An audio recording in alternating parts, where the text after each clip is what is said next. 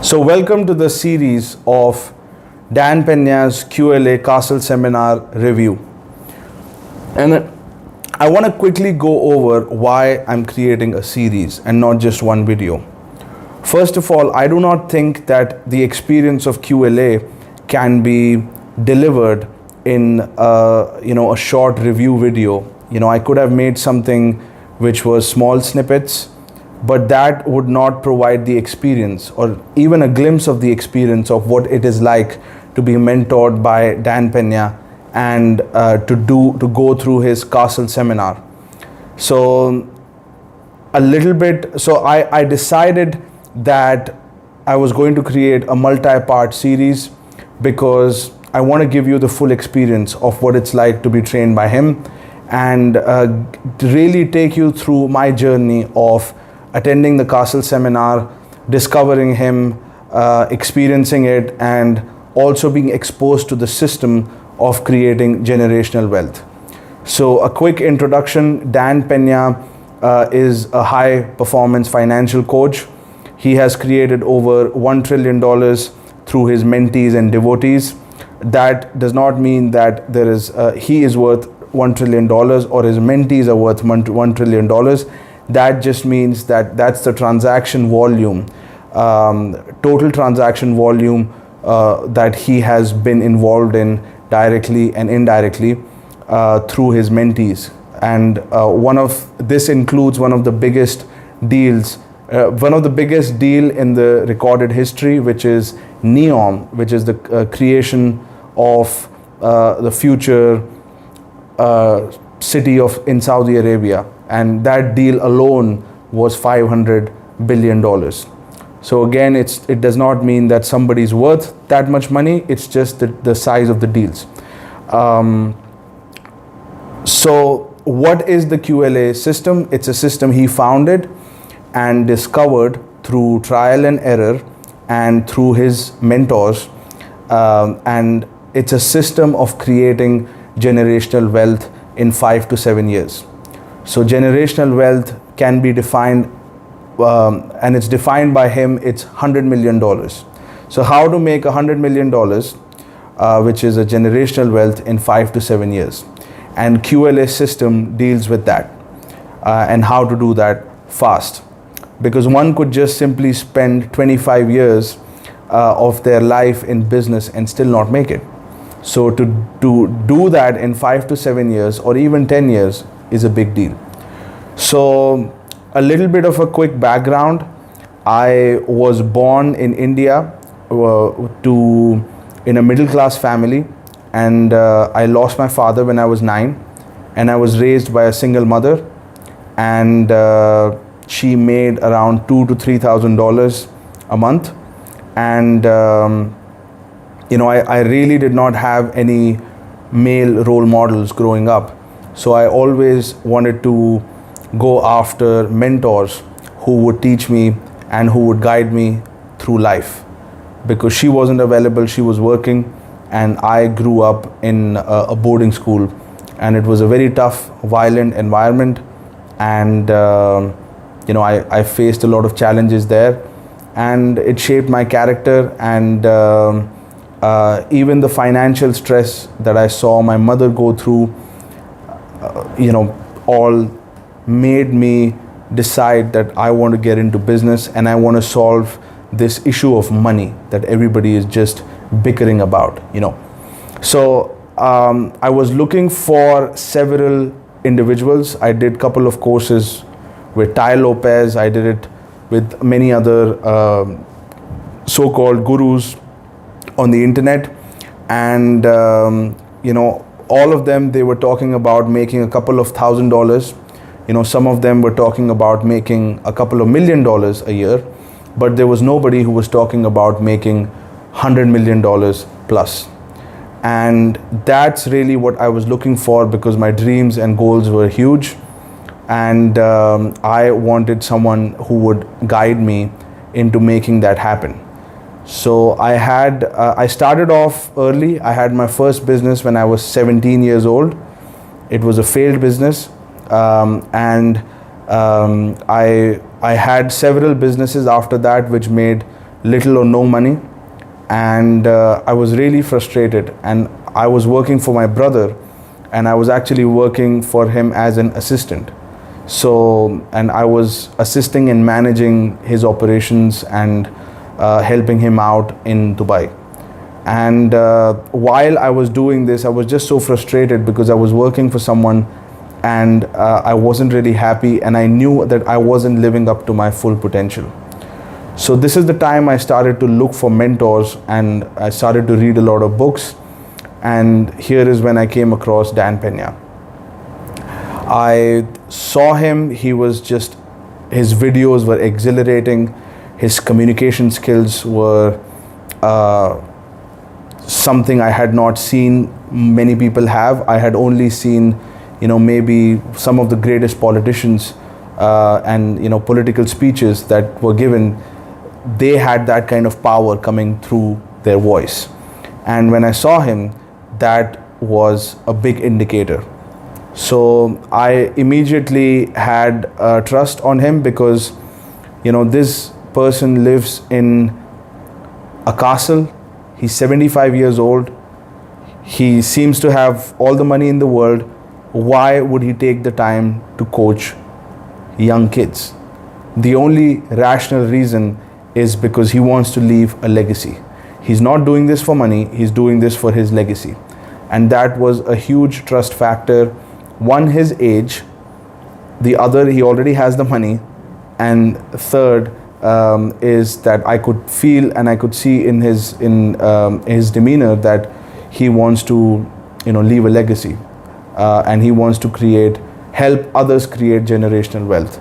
And I did not find many people, I did not find in fact anybody who taught that.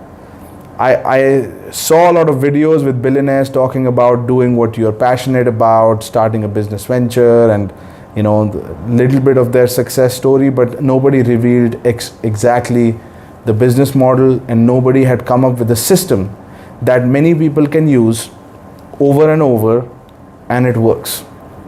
So that's something that I was attracted by. And the other thing I was attracted by, this is a no money model. So you don't have to have any money to do this. And that's something that I was attracted to because I had no money. So, I saw his videos and I felt, he felt out of reach, and I didn't think that I would ever get to a position to be mentored by him. But I still took his photograph and I put it on a vision board, and on my vision board where all my goals were, and it was one of my goals to be mentored by him. And within a year I was in a position to go to his castle seminar. And before you go to the castle seminar, you have to do some homework. You're given some assignments that you have to finish in a couple of weeks, and there are a couple of books that you're supposed to read. There is some material that you have to send to the castle, and he coaches you based on that. All the seminar is structured around the material that he receives from the students. So after reading his book, he talks about his journey of how he created a $400 million company using just $820. And this was his company, Great Western Resources, and he created this massive empire starting with nothing. And he talks about how you can get top international law firms without paying them from your pocket. And these are law firms that represent Queen of London and Queen of England, and how you can get in touch with these law firms, how you can get in touch with high profile executives and get them to be part of your team, part of your company, and how you can build this massive empire.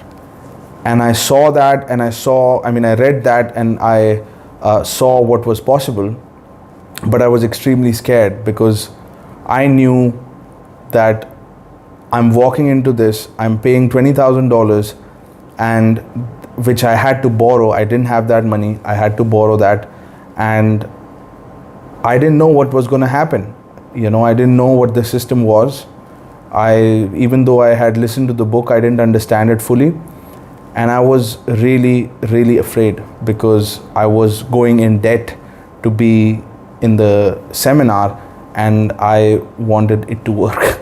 And I knew that he would give me everything I needed, but I wasn't sure if I was going to be able to do it. I was very uncertain, but I trusted him. So we landed in Edinburgh, and this is back in 2019.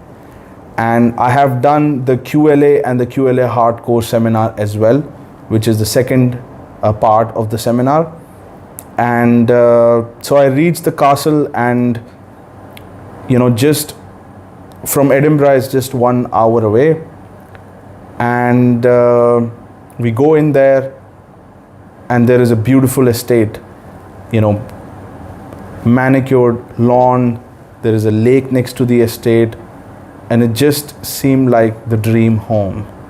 And it had all the beautiful cars, all my favorite cars, Rolls Royce, Ferrari, Aston Martin, and the staff was extremely friendly, and they took care of us.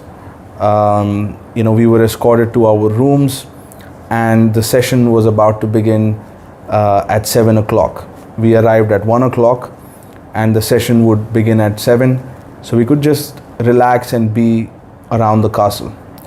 So I immediately went into my bedroom. I got into a suit, and we were supposed to meet, myself alone was supposed to meet Dan Pena. So when you enter the castle, you get a 15-minute window with Dan Pena, where you sit down one-on-one and you discuss your business venture, your idea that you have, and he gives you a feedback. So I was waiting in the trophy room, where he has all the animals that he had hunted back in his days when he loved hunting. And I was sitting there, and he had a bunch of other accomplishments there, kept on the wall. And I couldn't believe that I was going to meet him. And one of his assistants came, and she said that he is waiting for you. And I entered the room, and he said, "Welcome, young man, another Indian," because before me, my brother had just left the office. And he was very very funny, enthusiastic, and he was didn't seem like the videos where he's very intense. And he asked me, "So what's your plan?"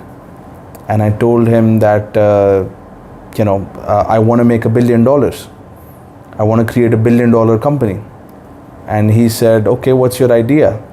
So I said that at that time I only had experience in yoga, spirituality, and also I had a dating business which was going well. So from which I started to make a couple of $1,000.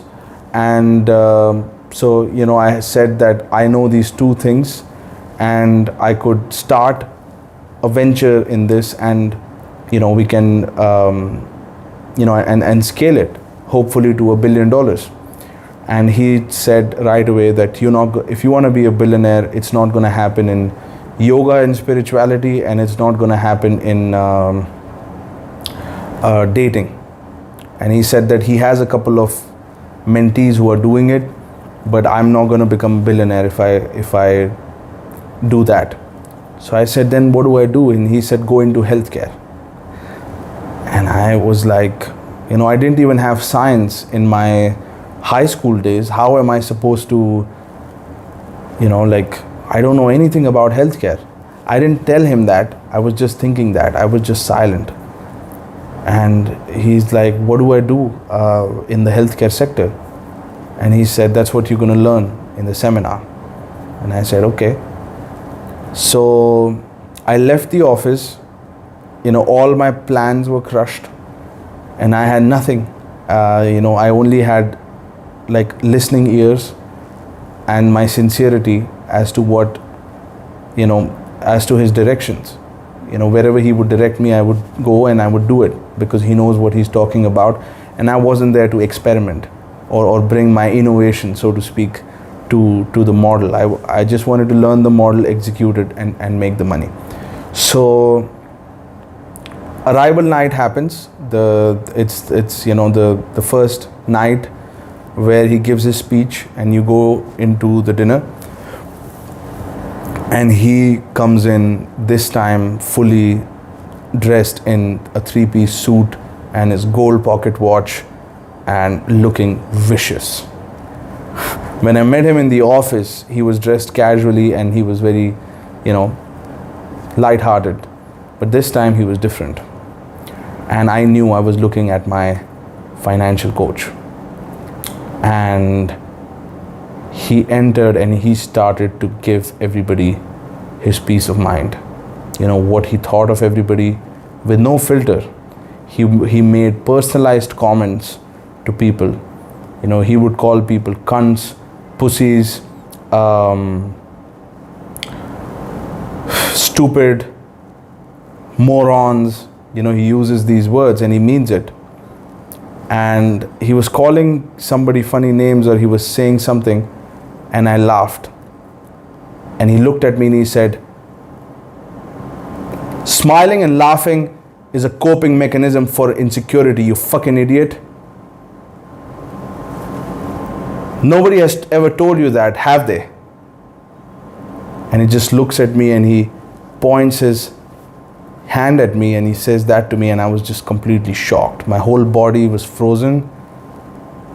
I looked around and suddenly I almost sunk into myself, and I couldn't help but confront the position I was in.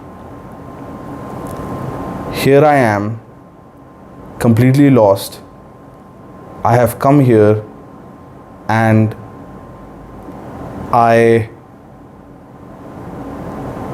I'm in a position where someone can insult me and get away with it, and I can do nothing about it.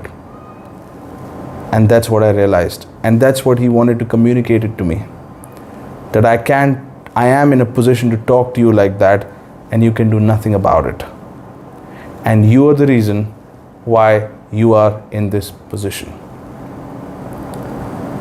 And that's the message that I got from him, and he wanted to give that message to everybody.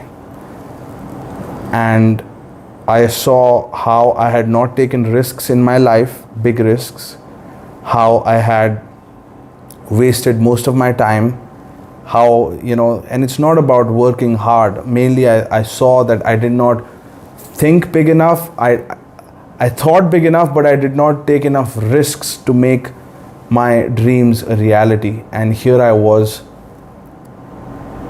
and I could make excuses, I'm younger than him and this and that, but ultimately I know what I could have done. I know I could have done what I could have done, and I did not do it.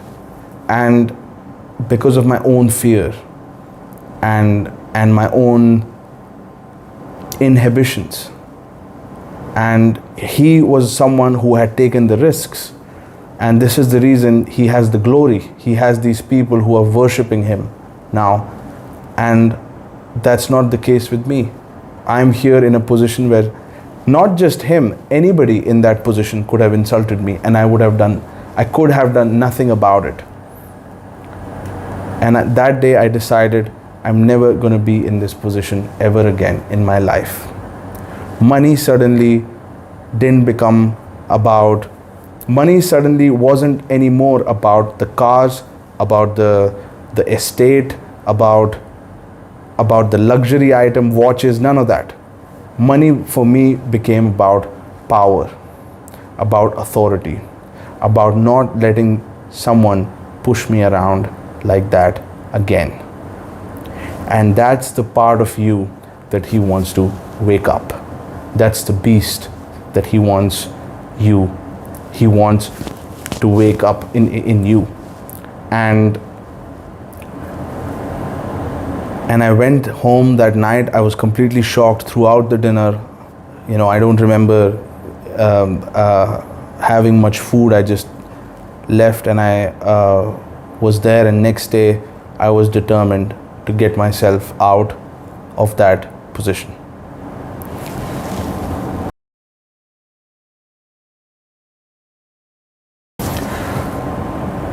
Okay, so we are on day 1 of the QLA Castle seminar experience.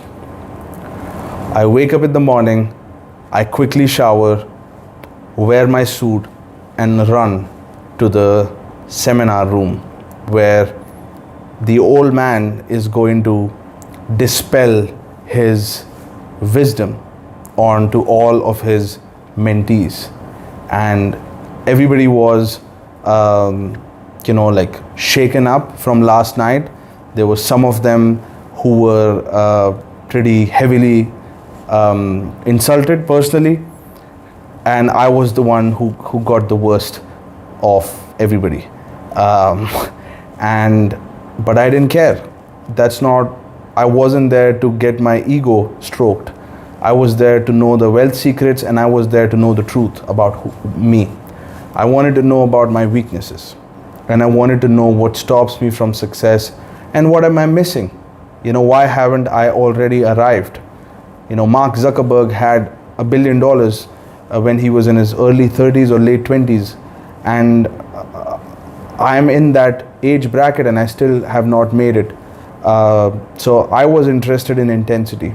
So I didn't care that he insulted me last night, and I just went in the seminar and I was looking for his next message.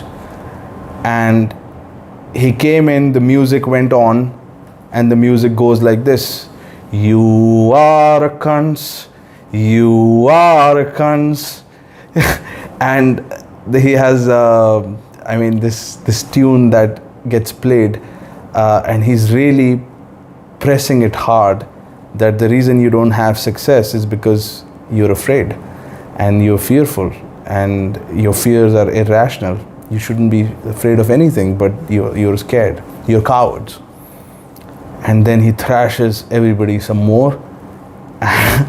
And then he starts talking about the psychology of a high performer. And he talks about the first few days of the seminar is actually not about business. It's very strange. I came here on a business seminar, but first few days is not about business. And I didn't understand why, it wasn't the case. He talks about, in the first few days, about the influence our parents have had on us. He talks about the psychology of success. He talks about the mindset, the mentality of a high performer. He talks about the sacrifices one needs to make to be successful. And the reason he doesn't get into the business part is because the first step in the QLA model is building a solid foundation.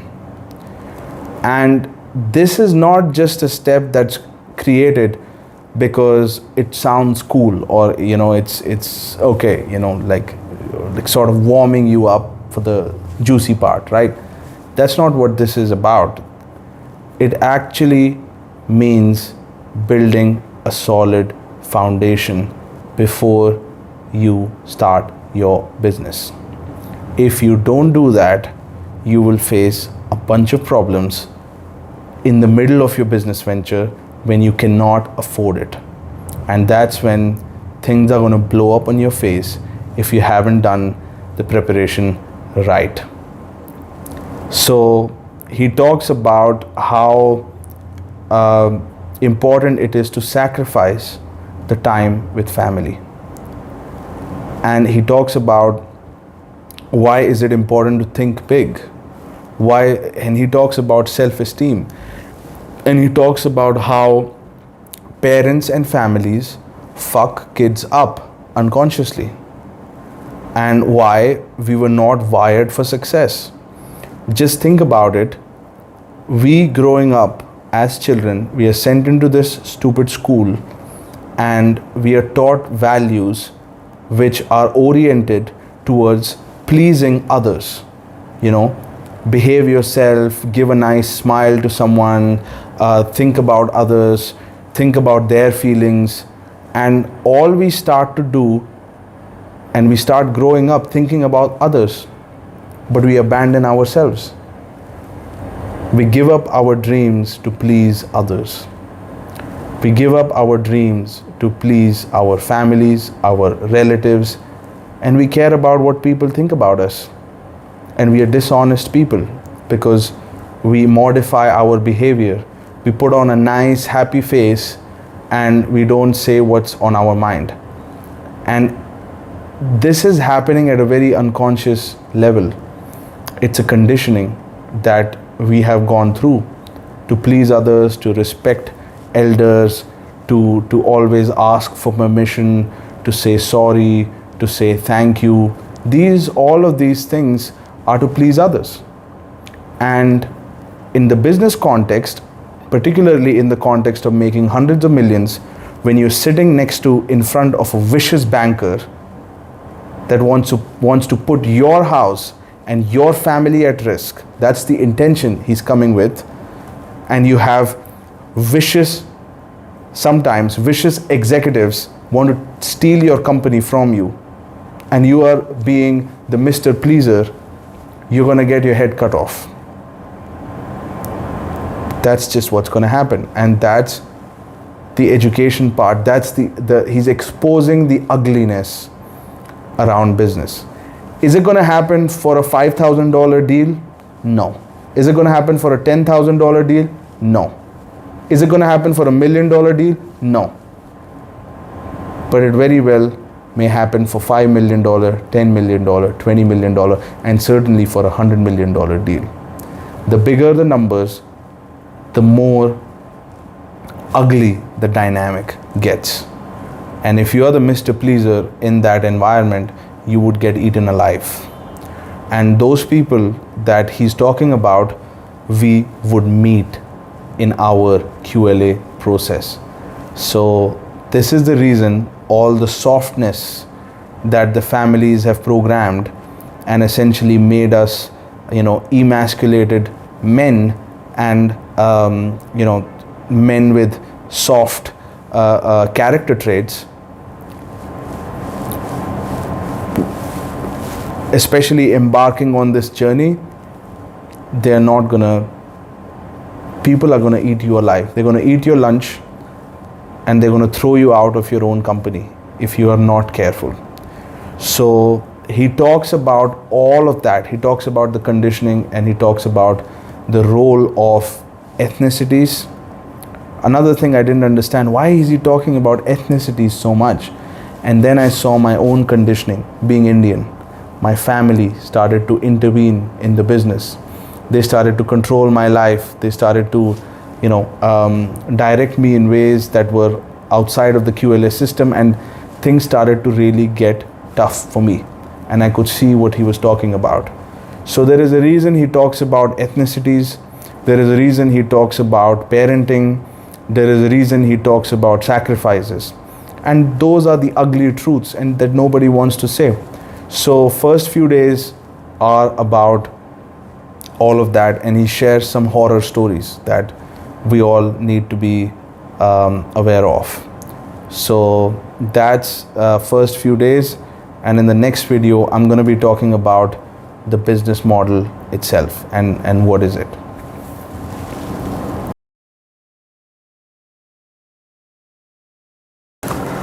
So before I get to the business model of QLA and what the QLA system is, I want to talk a little bit about his style of coaching.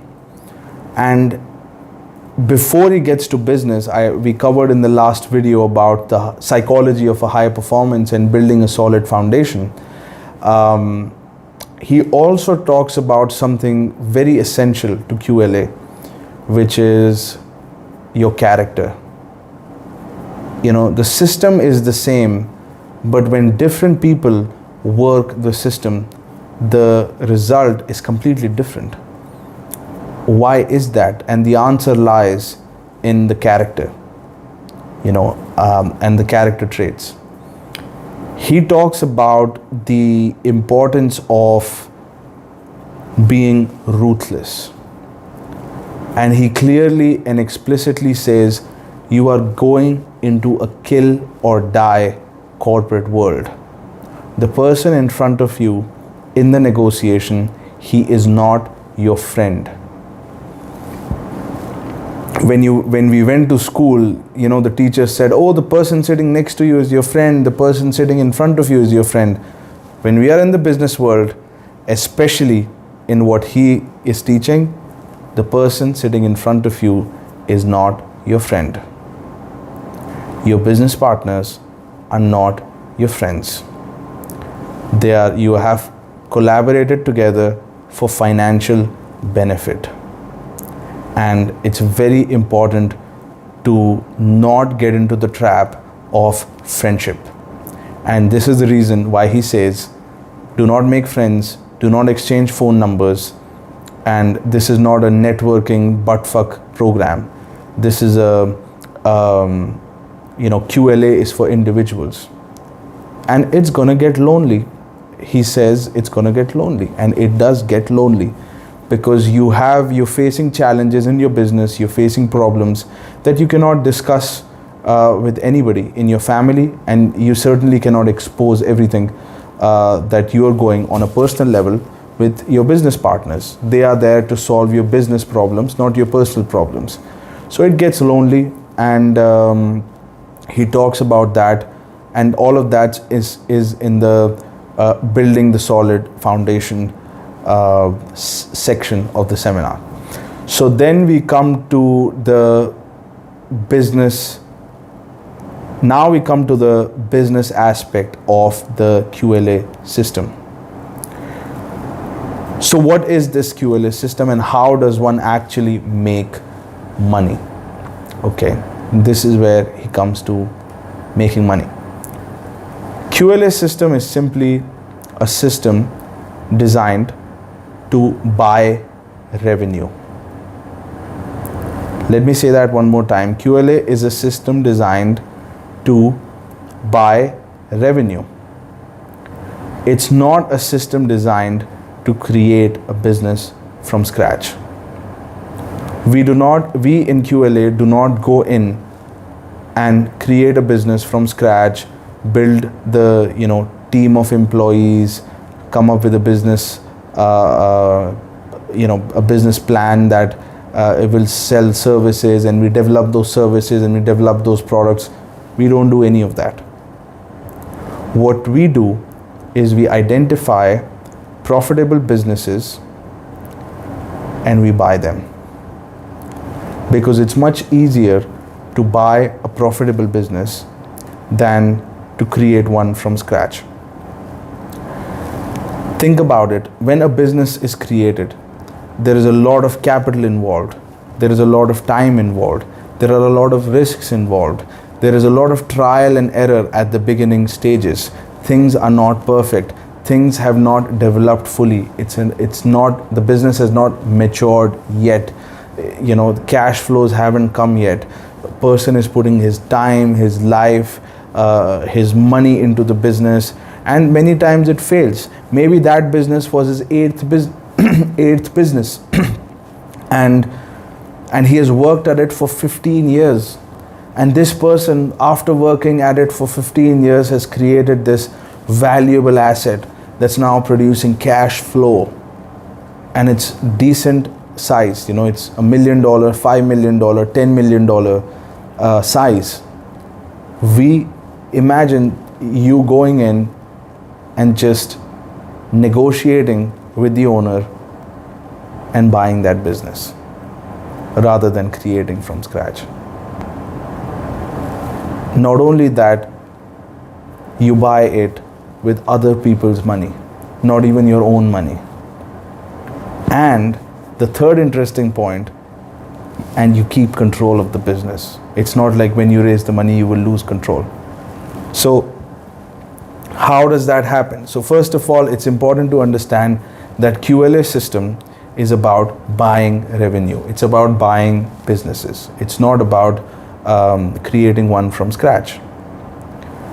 And what industries are the best for this? Dan Pena recommends it's healthcare, and another industry he recommends is telecom, and another industry that he doesn't directly recommend it, but many mentees have done it, is real estate, and he names several industry.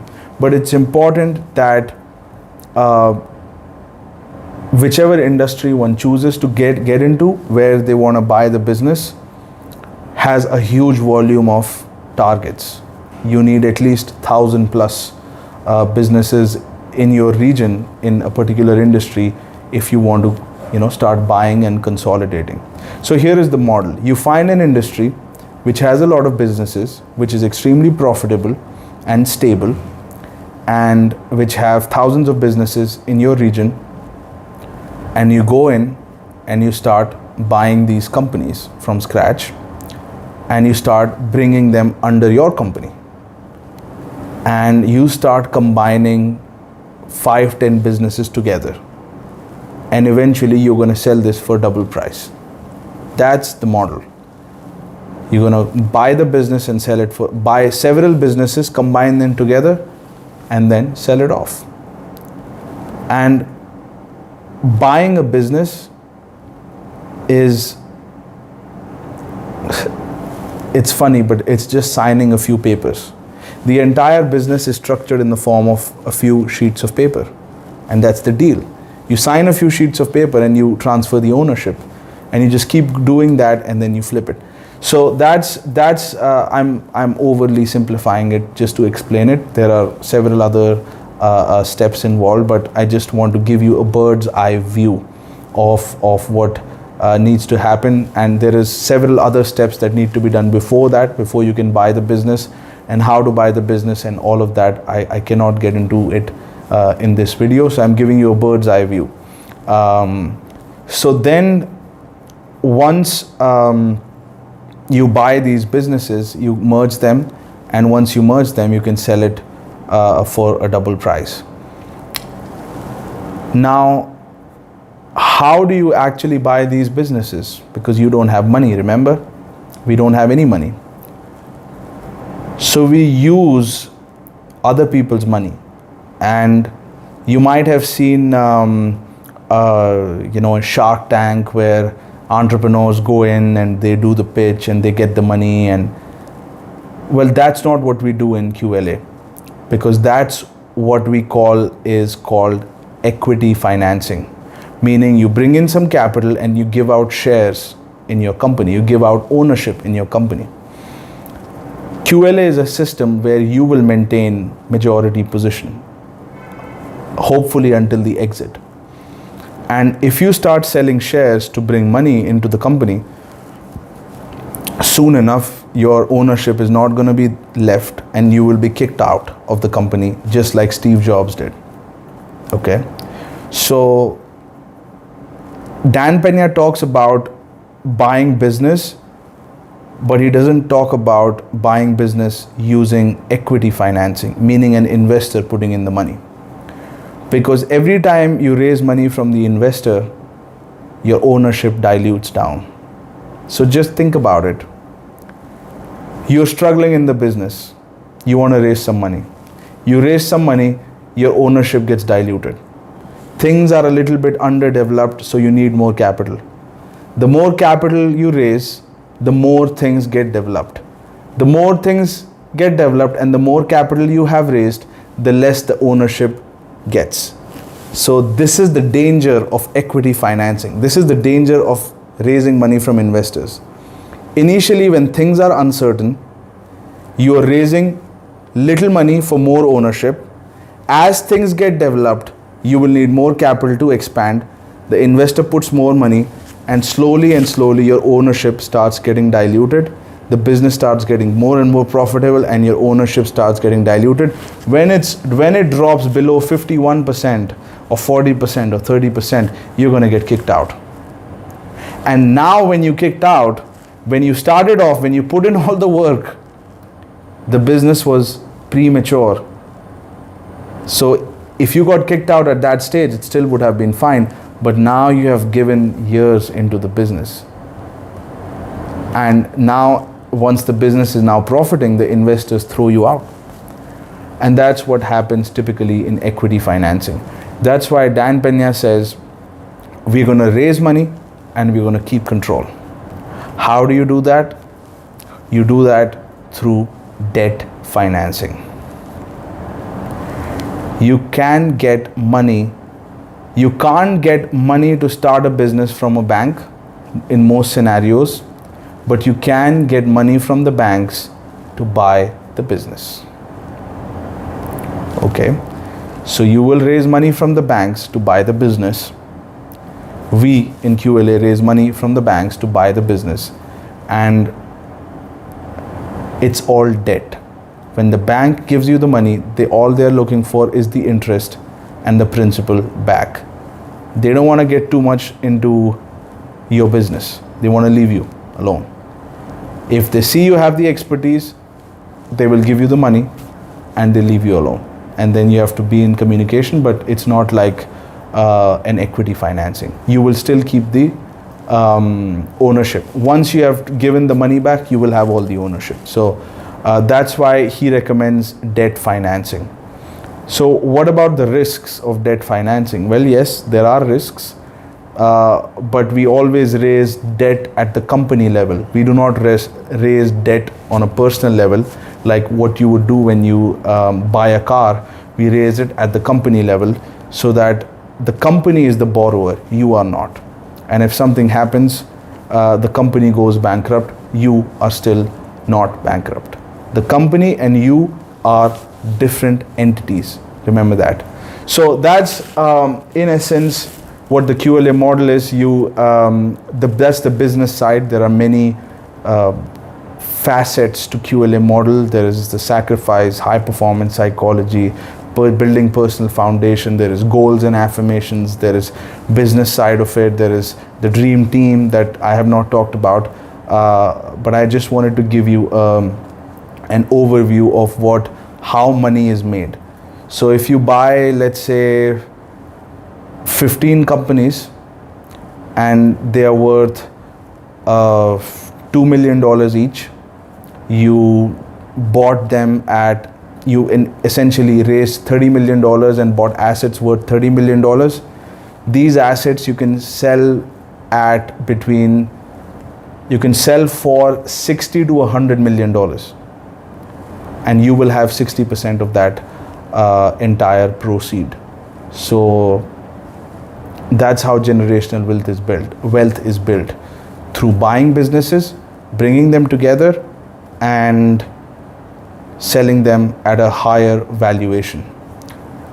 If you look at real estate sector, you can enhance the value by 20%, 30%, 40%, the capital appreciation. But if you look at mergers and acquisitions where you buy businesses, particularly in healthcare, there is a very high chance you can sell it. If the businesses are profitable and you acquire a lot of them, you can sell it for double price, 3 times price of what you originally bought at.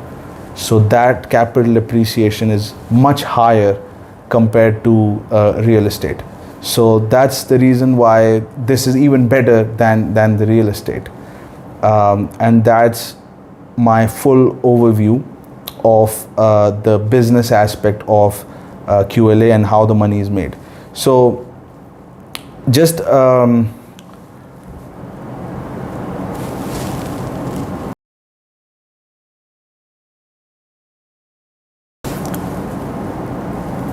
so I covered the business aspect of the QLA system in the last video, and in this video I'm also going to talk about how we get paid in QLA system, how the person working the system gets paid, and I think that's an important point, and it comes up quite a lot in the seminar, so I'm going to cover it. You will get paid, or a person gets paid in 3 different areas. So when you buy a business, you can register yourself as an employee and you can pay yourself a salary.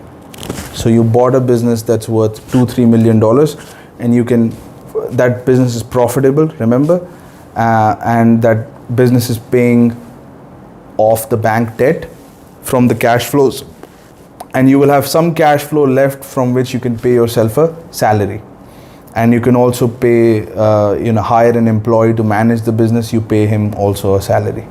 So first area where you can make money is the salary that you pay yourself. And when you acquire several businesses, you can pay yourself a very decent salary. And the intention of this salary is not to build wealth. This is just to pay off for your expenses and live a decent lifestyle.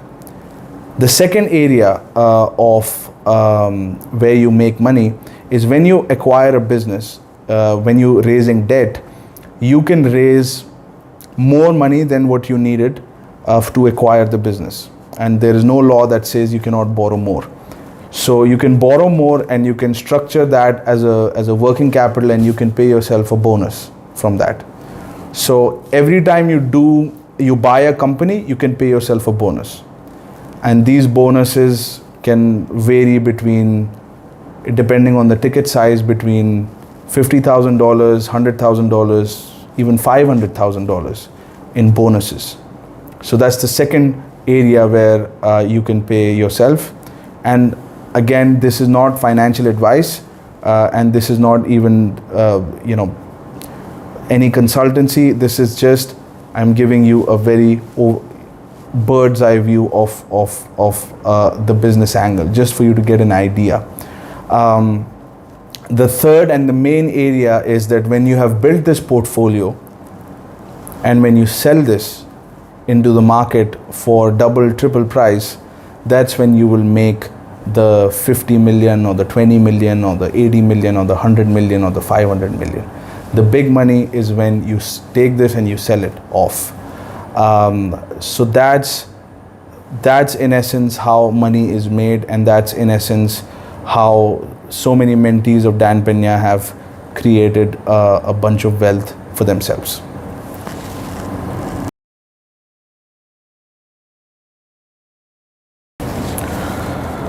So in this video, I'm going to be talking about a concept that I learned through Dan Pena in the seminar, which what he calls as building your dream team.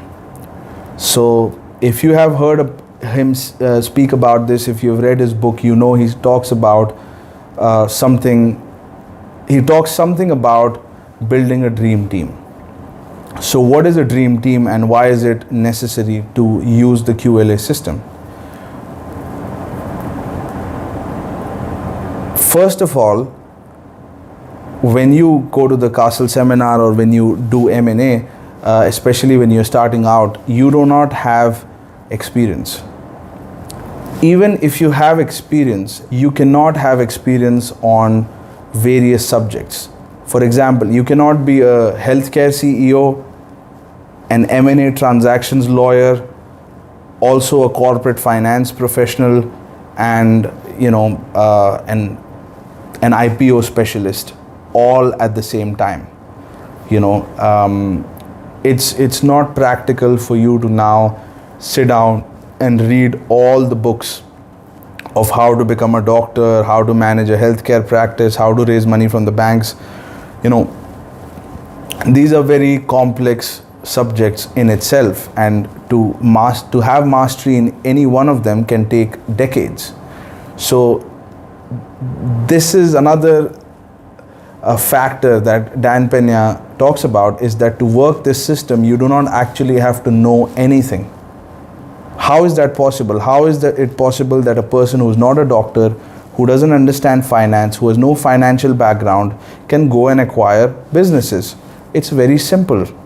Look at all the entrepreneurs who have done it. I know people who have not finished high school. I know of one entrepreneur who's a UK based, one of the richest refugees there. He's worth $500 million, pounds, and he did not finish schools, and he acquires businesses.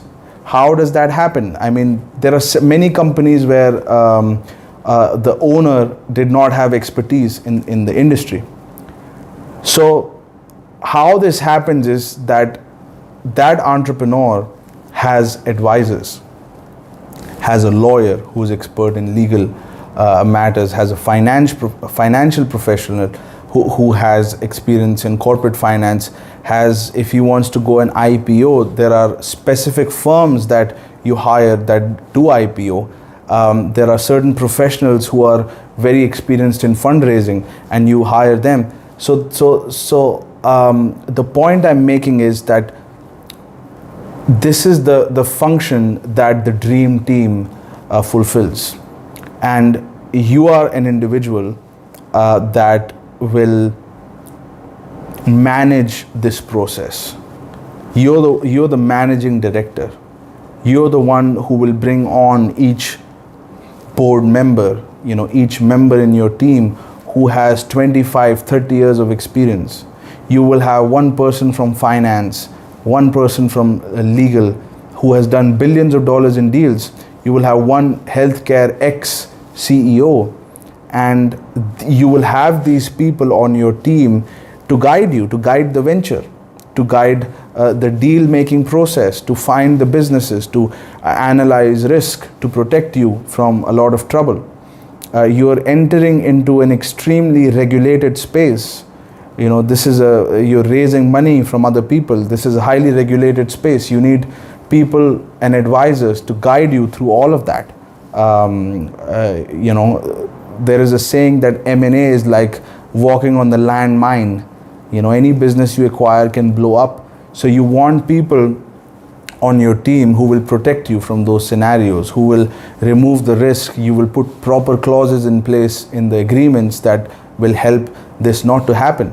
And I have a dream team now, and I felt insecure because I didn't have healthcare or financial expertise, but I see them, a 30-year experience senior executive doesn't have any problem admitting, let's say a healthcare expert doesn't have any problem admitting, hey, I do not understand about finance. I think the finance director should speak about finance. Or I do not understand about law. I know how to manage a healthcare practice, I'll speak about that, but I do not know about these subjects. And initially when I was struggling, I tried to hide the fact that I do not understand. But they already know it, and there is nothing wrong with not understanding something, because these are very complex subjects. That's the reason why you have the dream team to advise you. And how you get these people, these high profile people on your team, it's very simple. You give them shares in your company. How do you do that?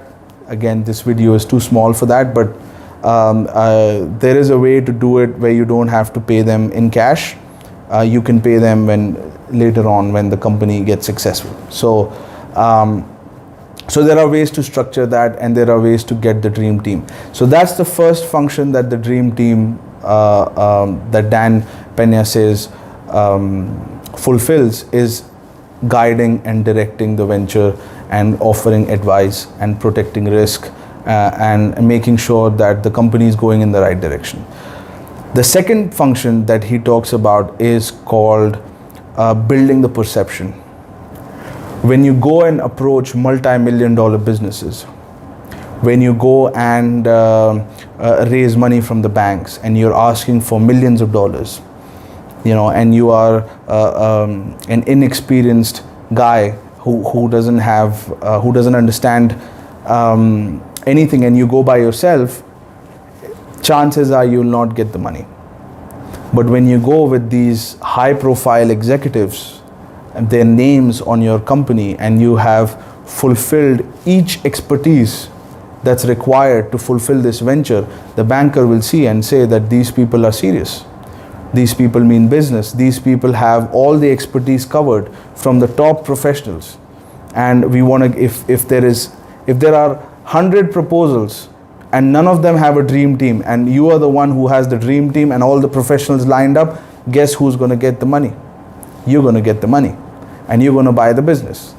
And once you buy the business, you can buy second, third, fourth, fifth, and sixth businesses. So that's the purpose of the dream team, to fulfill the function, various technical functions that are involved in the venture, and to create the image, the perception, the credibility, the authority in your venture. So that's extremely important.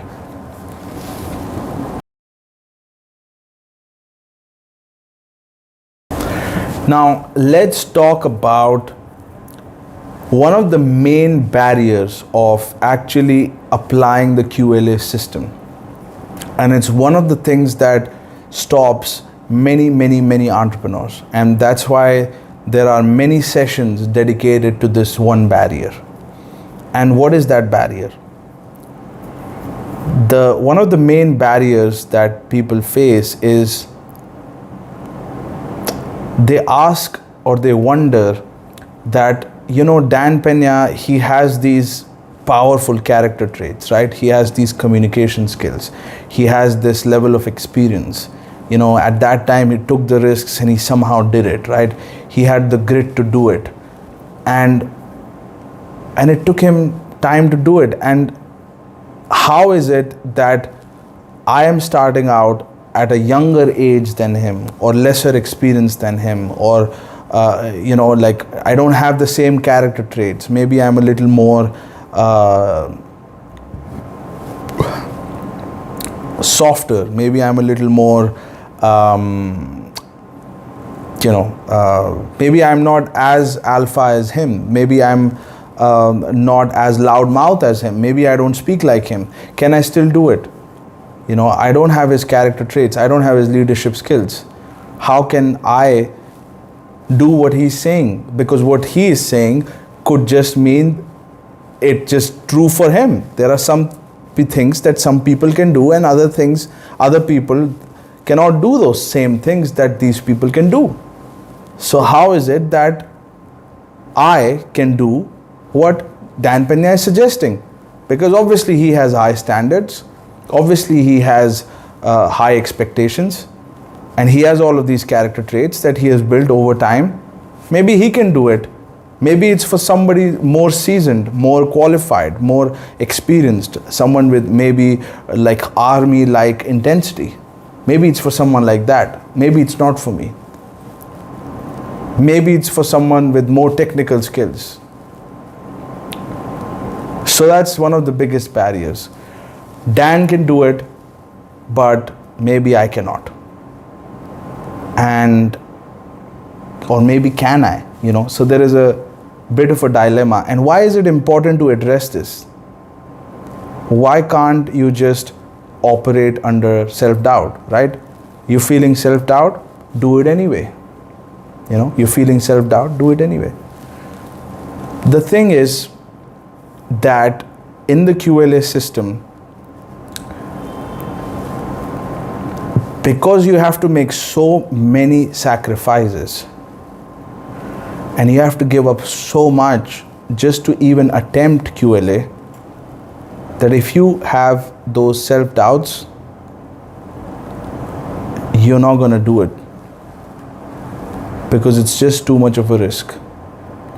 Not financially, because you're not putting any money, but the risk is with respect to your time, because you will be investing time to create this, and you will be sacrificing everything in your life to do this. And if your goals and your dreams mean that much to you, you will do it. But even before the belief in your goals and dreams, do you believe you can do it? You know the system works, but do you believe you can do it? So to address this huge barrier, instead of him doing the talking, he has case studies, real life case studies. And he uses, I'm not going to name names, but he uses almost every age group, not every age, but every age group. He uses different ethnicities, he uses different regions, and he shows you that it's not that it's only possible for Dan Pena, it's possible for all types of people. and he shows different characters also, and you will see that these characters in the seminar, they are very meek. Some of them cannot speak properly, some of them clearly you can see they don't understand anything, and still they have done deals, they have acquired businesses, and they have made it happen, and they somehow did it. So you see, fuck, if this person can do it, and this person can do it, and this person can do it, and this person, then I can do it. And that's the when the real click happens. Because in the first few days, my experience is, nobody's really taking it that seriously. It's not because that they're not taking it seriously, but they don't believe that they can do it. It's really when the case studies Dan Pena is sharing, then that's when the lighting of the eyes happen. Because the message resonates well with someone who looks like you, who feels, who has character traits like you, who has a position like you, situation like you, and you see that person do it, that resonates. If you see Dan Pena do it, then you say, oh, he lives in the castle, he has the suits, he has the communication skills, he can do it. So that's a pretty transforming experience to go through those case studies. And you have case studies of people who did, one of the guys, I'm not going to name names, one of the guys, he did $50 million in a government contract. It took him 2 to 3 years to do it, and that just blows your mind. Fuck. You see people doing multi-million-dollar deals in less than 2 months, 3 months. Now I think the record is much, fewer days. You see people who cannot speak properly, whose communication skills are not as good as Dan, make $10-20 million. And that's when the real transformation starts to happen, because the mind starts opening up, the possibility starts opening up, and the pathway starts becoming clearer and clearer and clearer, and the inhibitions start to disappear, and you start to see, no, it's not just that it's possible for me. I could do it, and these people have done it. They're no special than me. These people had no money, and then the another barrier that comes is, oh, but it's not possible in my city, it's not possible in my country. QLS system is possible wherever there are businesses to buy and wherever there are banks to finance the deals. And if you have enough deals, if you have 1,000+ targets, and you have healthy profit margins, and healthcare is almost everywhere, and banks are almost everywhere. So this works wherever there is enough businesses, and it doesn't just have to be healthcare, it can be other sectors, but he highly endorses and recommends healthcare, but he talks about other sectors also. If you have these two factors, you have high margin, 20+ gross margins, businesses high in volume, and you have a lot of banks, it's going to work. Because you may think, why would the bank give me money? Banks are giving money to companies in your city, in your country. M&A, which is buying businesses, is happening in your country. If M&A is happening, then QLA is happening, because M&A and QLA are the same thing. Okay. So somebody is getting that money, and you could get that too. So that's in essence how he addresses this main barrier in the seminar.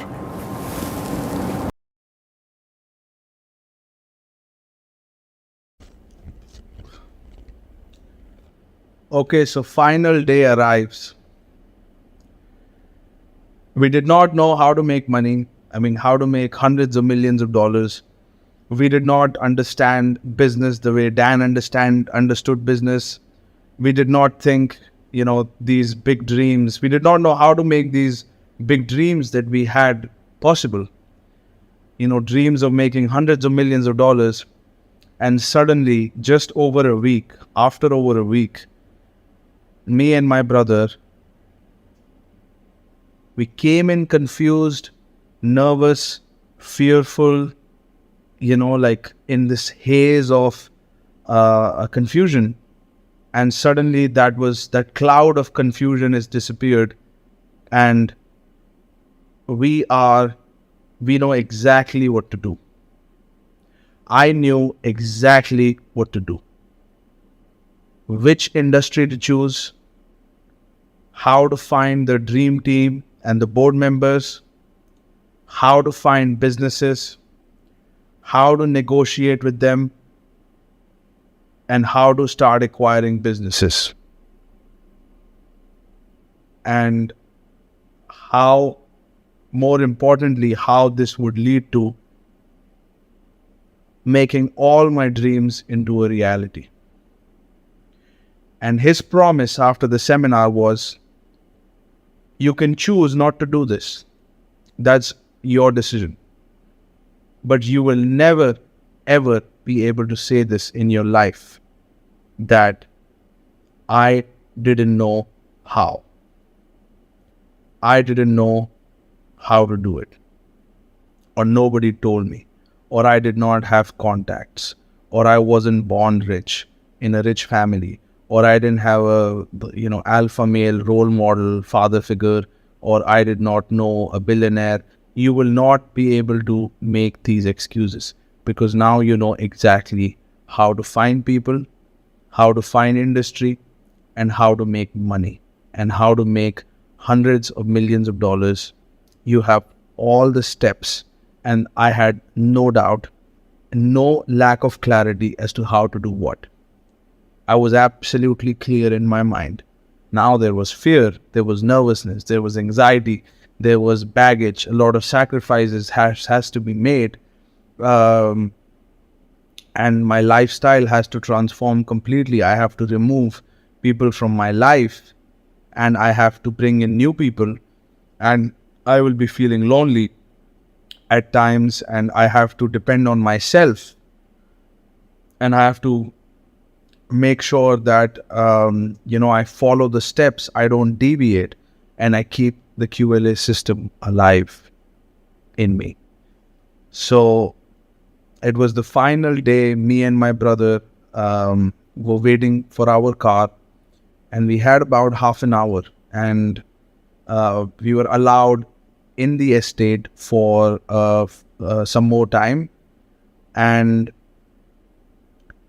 the seminar was over, and we were leaving in a very strange,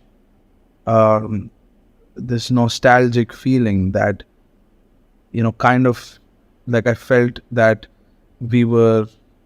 it's weird, but I felt like we were like little children who grew up in this home, and now we are going out, on,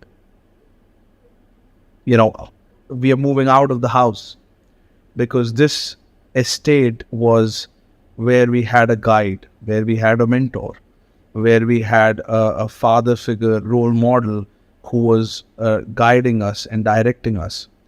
And now we will be leaving, and this place, and this is the place where we are understood. Our pain is understood, our fears are understood, and the QLA system is understood. But the moment we leave this place, it's possible that people don't believe in us. It's possible that people may believe that this is not even real. It's possible that nobody gives their support, and we may face some challenges, and we would be alone to deal with them. Dan Pena is not going to be there to be next to us. I am on my own, and my brother, he's on his own, and that was that heavy feeling while leaving the castle. As we were looking at it, it felt like this was our home, or it felt like we will have a home like this in the future. And it felt like that we didn't want to leave. We just didn't want to leave. We wanted to stay a little more. And but a lot had to be done. I had to find my first board member, and I knew that I had to do that. So we took a moment, we looked at the castle, we looked at the lake, me and my brother, and we said to each other, we're gonna have this home, a home like this in the near future. And it's gonna be unbelievable, and it's gonna blow our mind, and we're gonna have a big mansion, we're gonna have all these cars, we're gonna have all, the private jets, all the things that me and him we spoke about over the years, on the rooftop terrace when we would drink together, um, like in the nights when we would sleep next to each other, we would look on the ceiling growing up, um, and we would talk about these dreams. We just met someone who fulfilled all of those dreams, and he just showed us how to do it. And all you got to do is make the sacrifices and make it happen. And I would have all of the things that I ever wrote down in my diary, all the pictures I posted on my vision board, all of it, I could see it happening. The possibility was alive. And here is when the journey begins.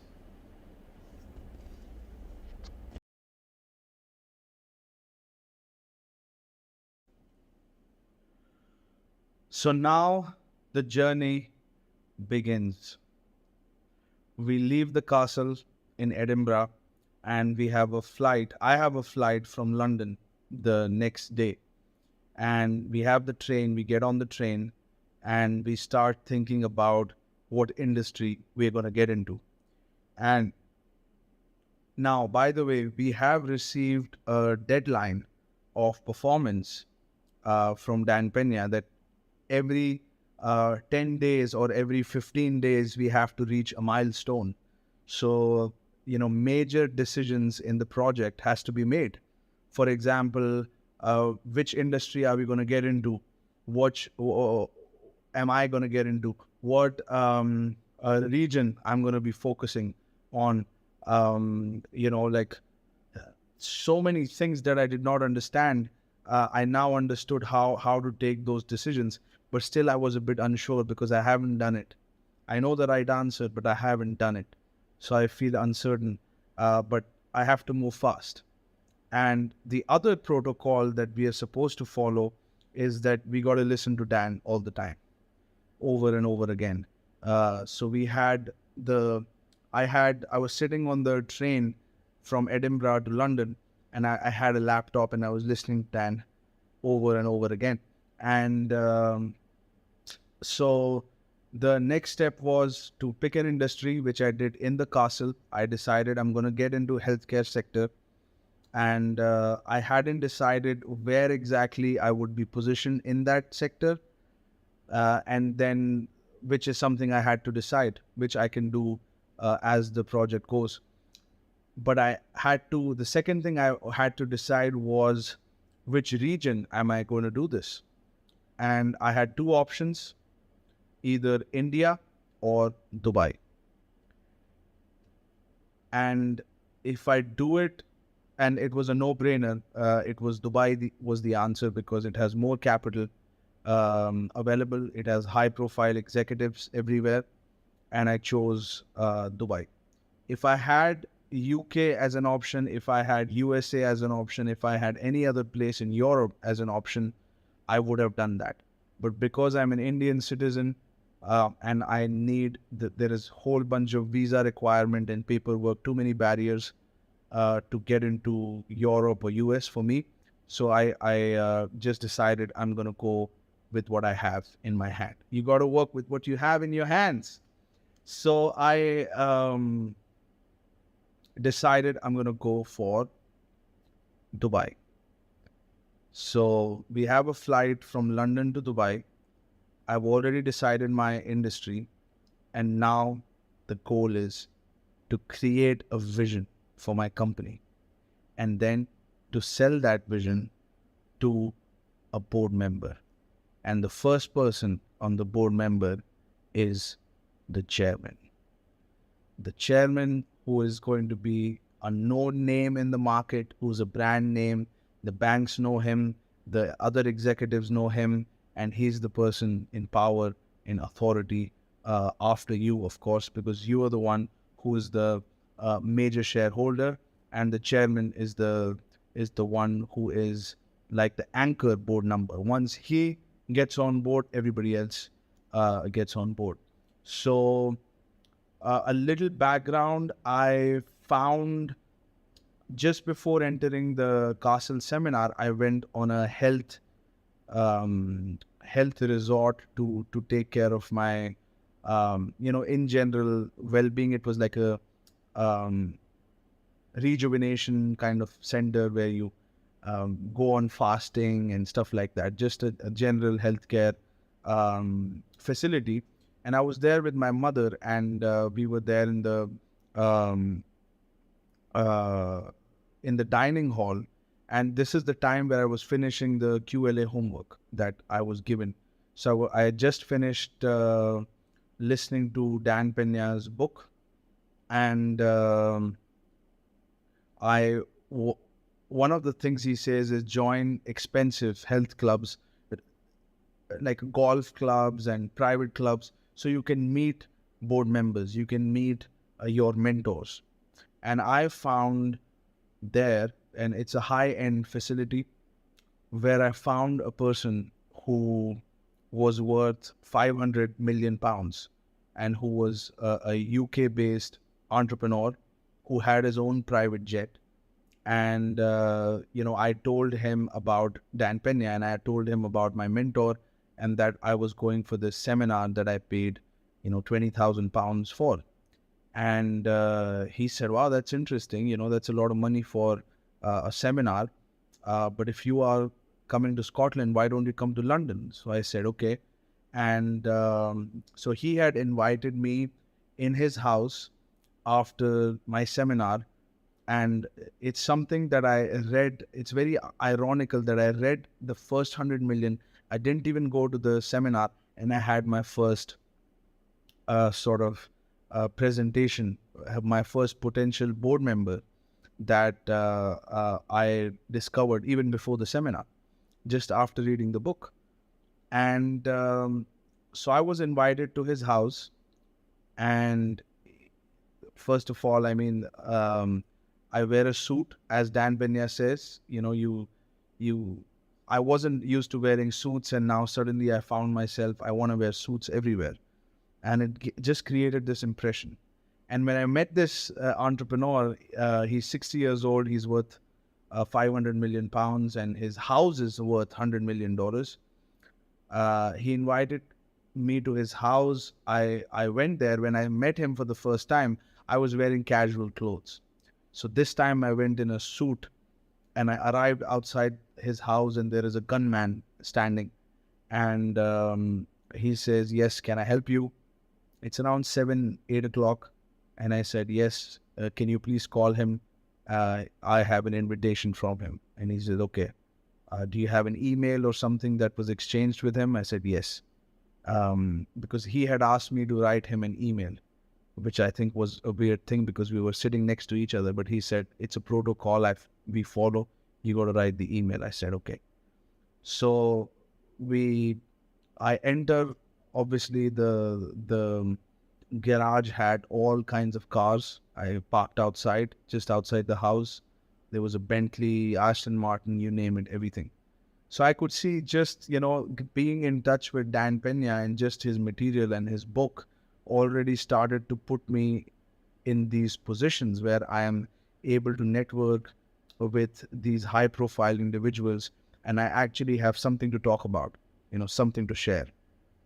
And I go into his house. He's extremely humble. He asks me what I want to drink, and we start talking, and I immediately get into my pitch that I learned from the seminar. And I want him to be my board member, my chairman. And he was a very well-known name in the market. He has done deals with billion-dollar hotel chains, and he owns several 5-star hotels in UK. And I was honored to be there, and I pitched him, and then he said yes. And I couldn't believe what I had just done. And he said, whatever you need, you can count on me and I'll be there for you. Just send me the material that you were talking about and I will speak to my team, and then, we can talk about it. So I was like, wow, that's great. Within less than 24 hours, I had my first board member. And I proposed him to be the chairman, and he was very happy, and he said he will give me support. And then I left from there.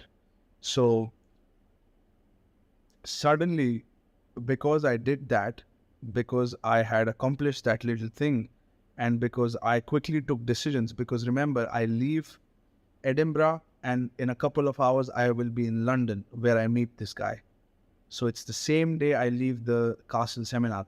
So I have the train ride from Edinburgh to London to decide what industry I'm going in and what region I need to get into. So I had to make those decisions, and I need to also prepare a vision in my mind to sell him, and I need to rehearse my pitch that I would give him. So I had a 2 or 3 hours to do all of this and check into my Airbnb and all of that. And the next day I was flying to Dubai. So I met him, and then we sat, he said yes, and then I left for Dubai.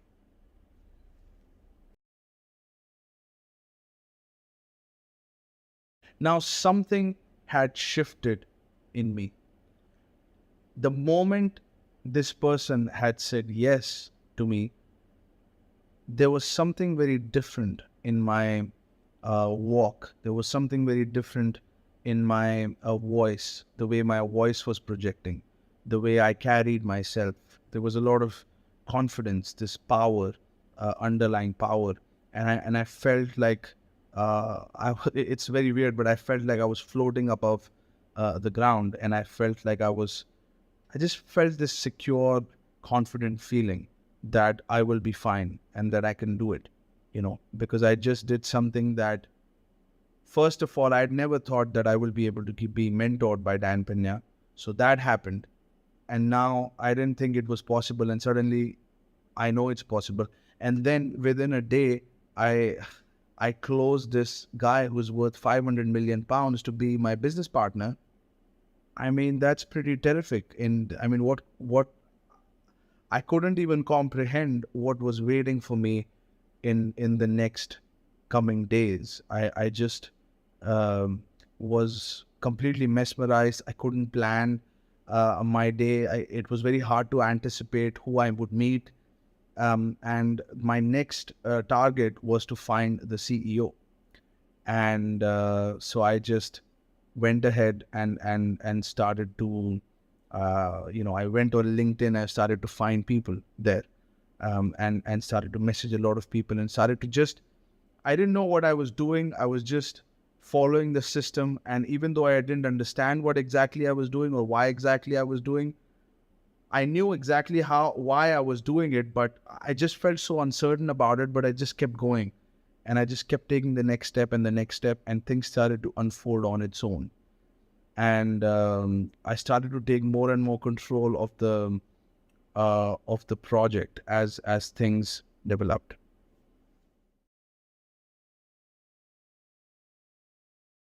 So part 10 of the Dan Pena QLA seminar review series. We are on part 10 now. This is a series that you're watching. If you have not watched the previous videos, I highly recommend that you start from part 1 to have a full context and to have a complete understanding. There is a lot of details that might be useful to you in your business journey. So please do that. If you stumbled upon this video, and you should know that this video is part of a series. So start with part 1 and watch it from there for the best outcomes. Also, if you are new to the channel, hit that subscribe button, because I will be uploading one video every day. And the topics range from business, motivation, productivity, negotiation, and various other business powerful business strategies that I learned from Dan Pena and also some other very well-known business mentors. So if you want to be educated on those content, and if you want to know the secrets of people who have been exposed to multi-million dollar deals, hit that subscribe button and you will receive a video every day. So without further ado, let's get back to our story. Now, here I am. I just closed a partnership with this entrepreneur who built a 500 million pound business from nothing.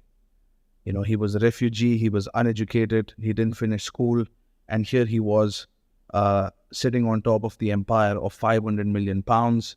I stumbled upon him and I pitched him to be my business partner, and he said yes. And now I'm in Dubai, and my goal is to find a healthcare CEO, and that's what Dan Pena had advised. You need someone who has expertise in the industry that you're going in. So now I have my industry selected, and I have someone, a powerful figure, brand name as chairman.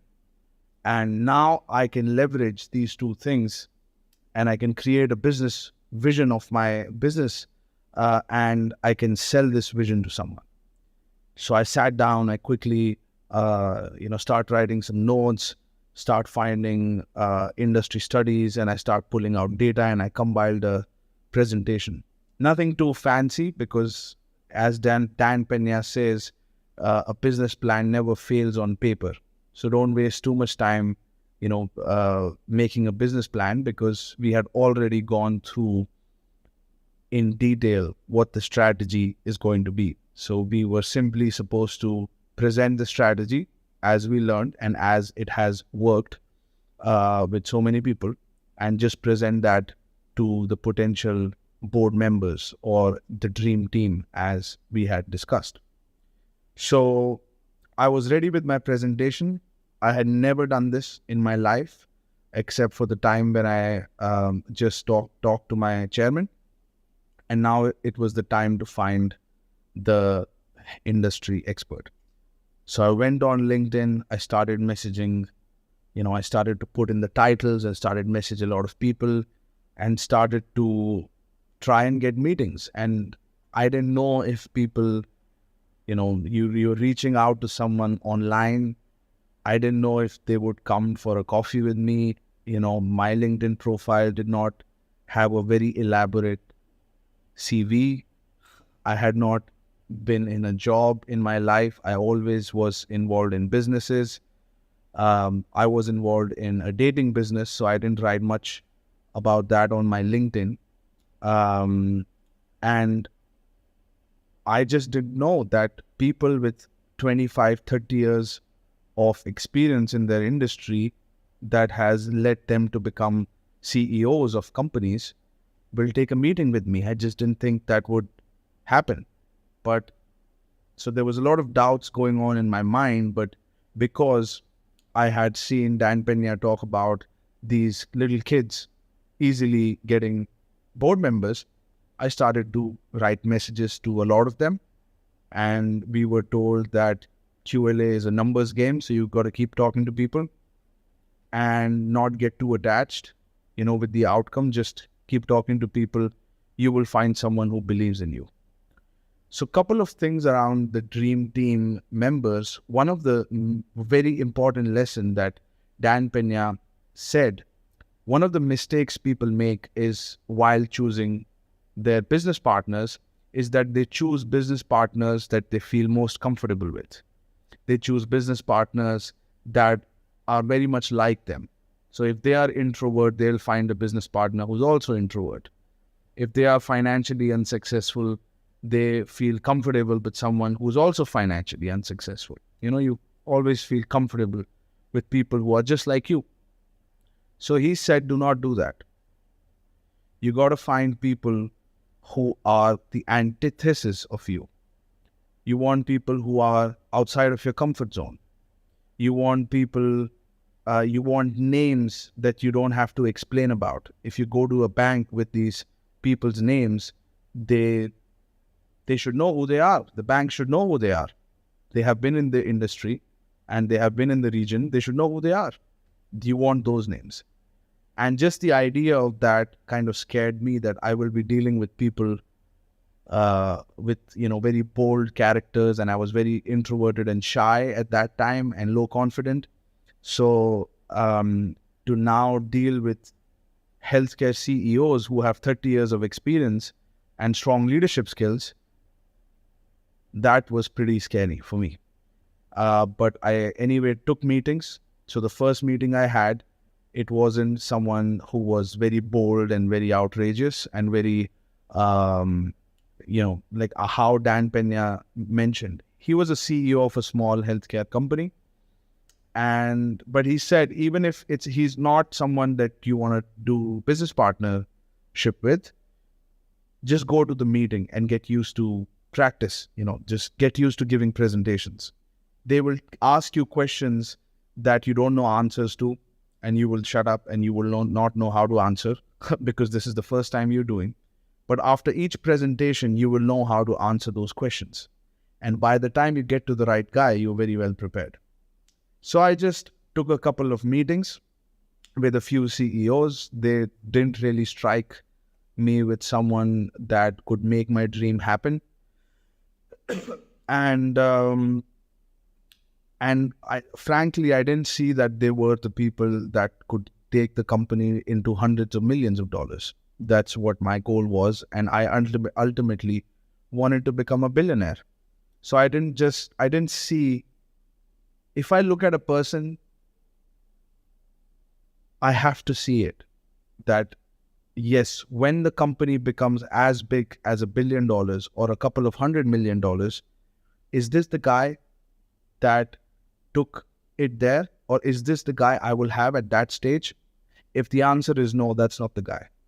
You want guys who, once you have a company of that big size, who you would hire at that time, you want them now. So you bring the future into the present, and that's how you operate. So I couldn't see them, but I practiced my presentation. I got rid of the skepticism that they had. This is a young guy. What did you do? What's your background? And that's one of the questions they will ask you. What's your background? What have you done in the past? Why should we get into a business partnership with you? And they will be skeptical. They'll ask you a lot of questions, and they will challenge you. They will challenge your business idea. They will challenge your credibility.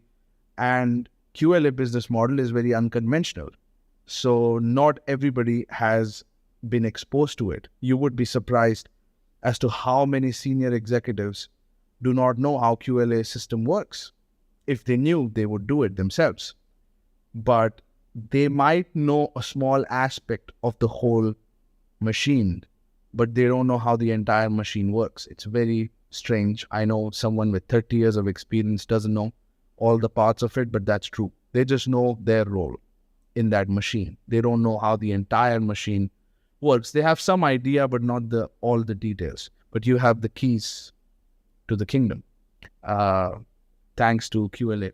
So I was there in that position where, and the whole dynamic of the conversation has to be you interviewing them. It can't be them just challenging you. You got to flip the table, and you got to do these meetings. That's what Dan Pena said, in high prominent places, high end places. You want to do a meeting in Ritz-Carlton, Four Seasons. You want to create an impression. You want to be dressed up in a suit. You don't go in a t-shirt to meet a CEO. And you got to play on the perception. Perception is reality. So I did all of that, and I could see that they were scared of me. Some of them were scared of me, and they were not the guys, to be frank. But I did my presentation, and finally, I found one guy. He was the CEO of General Electric Healthcare. So General Electric is a massive company, and it has a healthcare division. And he was the CEO of the entire healthcare division in UAE, in GCC. in the entire Gulf region. And I saw him, I Googled his name, I reached out to him on LinkedIn. He replied, and we set up a call. The call went well, and he said, let's meet on Monday. I said, okay. And then I checked who he is. And this guy has done deals with, some very high-powered people in UAE. I saw him, he was all over Google, he was in the news, and this was a heavy hitter, I could see. And so I was excited. He was my second big guy after the chairman that I was going to talk to. And we meet at the Fairmont Hotel, and he comes up in a, Maserati, in a sports car. And while I was going to that meeting, I almost wanted to puke because it was so scary for me to meet someone like that. And I was thinking about all the questions he would ask me. Will he try to interrogate me? Will he try to expose my past, or will he try to dig into it too much? And I was really scared, and I saw him, and he had a big smile on his face, very charismatic person. And he just shook my hand. He said, how are you doing? And, I read your a presentation, very interesting. And he was very enthusiastic right off the bat. And he was very supportive, and he was very encouraging. And he didn't ask me that many questions. He just asked me high level. So he says, so you want to take over Dubai, huh? With the healthcare industry. Nice, nice. I like your enthusiasm. How old are you? And then I told him my age, and he said, okay, you remind me of my young days. And he was very nice. And he said, yes, I would like to add value, and I would like to be an advisor and help you out, what you're doing. Like very positive, upbeat, non-skeptical, didn't ask that many questions, and he was just closed within like 15-20 minutes. And we had a drink, and he left, and I saw him go in his nice sports car, and he left, and I was like, whoa. That day when I went home, everything changed. I mean, I saw, now first I closed the $500 million guy, and then I closed him. It's too good to be true. I never thought these guys would take a meeting with me, and now they are getting into business partnerships with me. And so that was life-changing.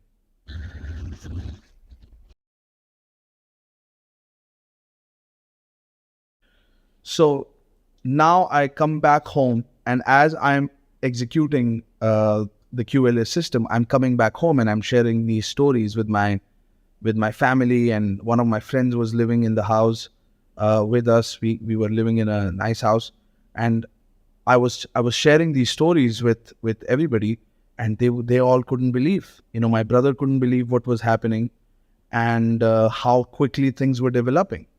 And that's one of the things that Dan recommends not to do. He recommends not to speak to your family about this, not to disclose what you're doing, because it will create problems. He didn't get into what problems it will create in detail, but he said, just don't do it. Keep it confidential. Don't share what you're doing with anybody. Keep it confidential. But I couldn't keep it confidential. I was discovering these amazing things. I wanted to share it. I wanted maybe them to have that experience also. So I didn't listen to Dan. I just thought that maybe Dan is an extremist. Maybe he has too high of a standard. I didn't think it was such a big thing for me to share, about my progress. But he advised not to do it, especially with your family. It doesn't matter with someone who you don't know, but especially with your family, don't do it. I didn't listen. Anyway, so now things take a little bit strange turn. I get a message from this guy who is worth 500 million pounds. And he says, hey, listen, I reviewed the presentation. I don't think I can add value. I'm too busy these days. I think you can go ahead with this venture. And I don't think I would be uh, able to get involved, and I wish you all the best. It's a very nice message, but he basically said he was out. And I had closed already a board member based off of his name and the vision. So now how do you tell the other board member he's gone? If he's gone, then maybe he wants to go out also because, maybe he said yes because of this other guy. And I told him that he will not be part of the company. And he just said, okay, no problem, And turned out that he was in the company because of me, not because of this other 500 million pound guy. So now we decide, because Dan Pena recommends that you need to join a Rotary club. So we decide, okay, let's do what he says. I didn't even know what a Rotary club is. In fact, I still don't know what happens there. But we joined the Rotary club. Apparently, there are many executives from different industries come there. And there is a talk, you have a discussion, every meeting has a theme. So we went there, and we were planning to go there, and it was happening in the 7-star hotel, Burj Al Arab. So Rotary meetings happen, maybe there will be 50 Rotary clubs in Dubai alone. But this one was the most premium one. And one of the advice that Dan gave is that go to clubs you cannot afford. Go to restaurants you cannot afford. Wear suits you cannot afford. So there I was. I bought a suit I could not afford. I was going to a place I could not afford. And somehow I found my way into this 7-star hotel. I had to pay, couple of $100 to get in there. And I saw everybody's very refined. And in this meeting, there was one individual who was the CEO of the second largest telecom company in UAE. And the name of the company, I cannot get into it right now, but just let me talk about the revenue size of the company. The revenue of this company per year is $3.5 billion every year. And he is the CEO of this company. And he has come there to do a talk. And, when I hear about this, there is no way I think that I'm going to close this guy, because he's a guest speaker there. Who knows if he's even available for a conversation. So I entered the room. So I knew while I was getting there that this individual is in the room. So I entered the room. There are 20 people, 24 people. And I immediately start introducing myself. People asked me, what do you do? I very confidently replied that, I'm building a healthcare group in UAE, and we will be buying companies in healthcare sector. And the moment I entered the room, I saw this individual, extremely high-powered individual, sitting at the head of the conference table. There was a big conference table at the center. The entire, walls were glass, and you could see the entire view of the city. And it was like, like big chandeliers were there, and like fine food was being served, and everybody was meeting everybody. And then I saw this individual, big in size, and he looked, extremely powerful person. I knew that I need to go and speak to him, because he seemed exactly like how Dan Pena described who you want on your team. So I walk up, I introduce myself, and he asked me, what do you do? I told him that I'm building a healthcare group in UAE, and I'll be consolidating various family businesses. I'll be buying various family businesses. And he says, oh, interesting. And I asked him, what do you do? And then he says, I don't know, have you heard about this telecom company? And I said, well, I use their SIM card, so I know. And he says, well, I was the CEO of that company. I said, so you're not the CEO anymore? And he said, no, I just retired a few days ago. And now I will be looking to be on the boards of various companies, startups, and so on. Says, oh, interesting. I'm looking for board members.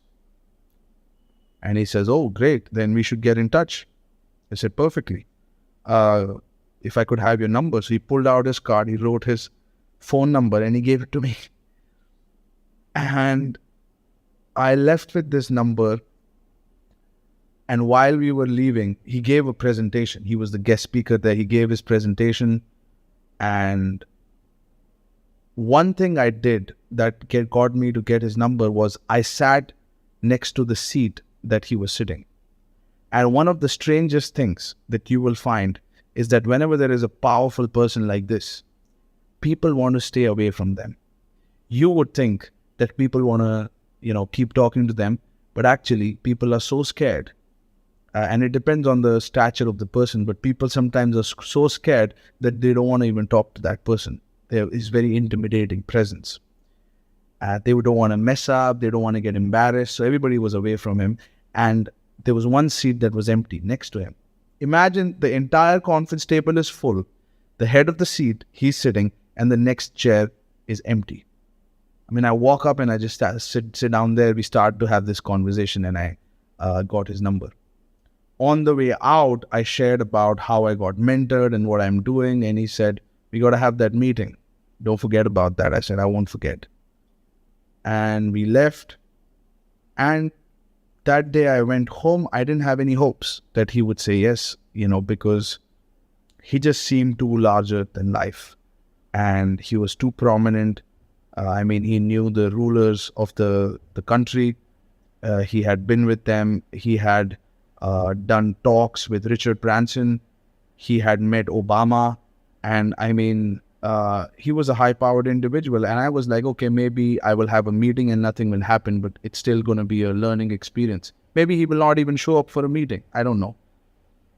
So I just go home and, I call up my girlfriend and I say, oh, this thing happened and I don't know if anything would happen, but this telecom company CEO I met today, I wanted to impress her a little bit. So I went back home and I waited till next day and I called him. Nobody picked up. I was like, you see, I knew, he's not going to pick up. And then I remembered what Dan Pena said. Dan Pena said, squeaky wheel gets the grease. If you don't ask, you don't get. Keep calling. And he told a story where he called a banker 100 times.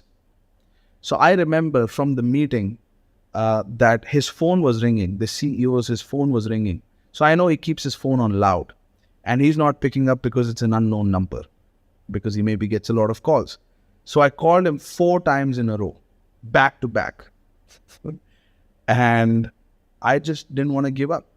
Now, while I was doing this, I wanted to puke.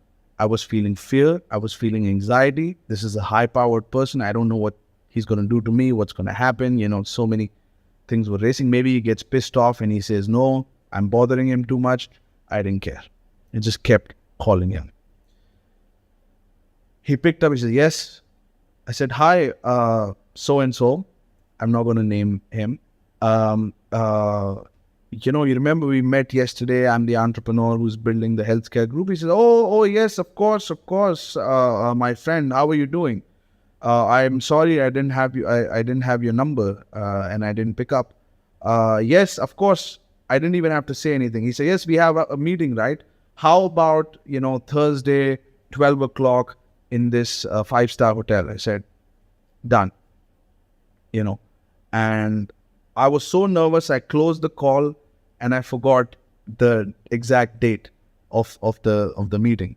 But I just, messaged him later and I said, so confirmed Thursday, 12 o'clock? And he said, yes. I said, okay. I didn't even know if that was the original day, he said. But I somehow get there on that day and he asked me to be there at 12. I go there. And he's having another meeting with a couple of other high-powered executives. And I see him. He's sitting there like an emperor. All the staff knows who he is. And, he seems larger than life. The moment I saw that, and I was waiting for him at a different table. So he saw me and we saw each other.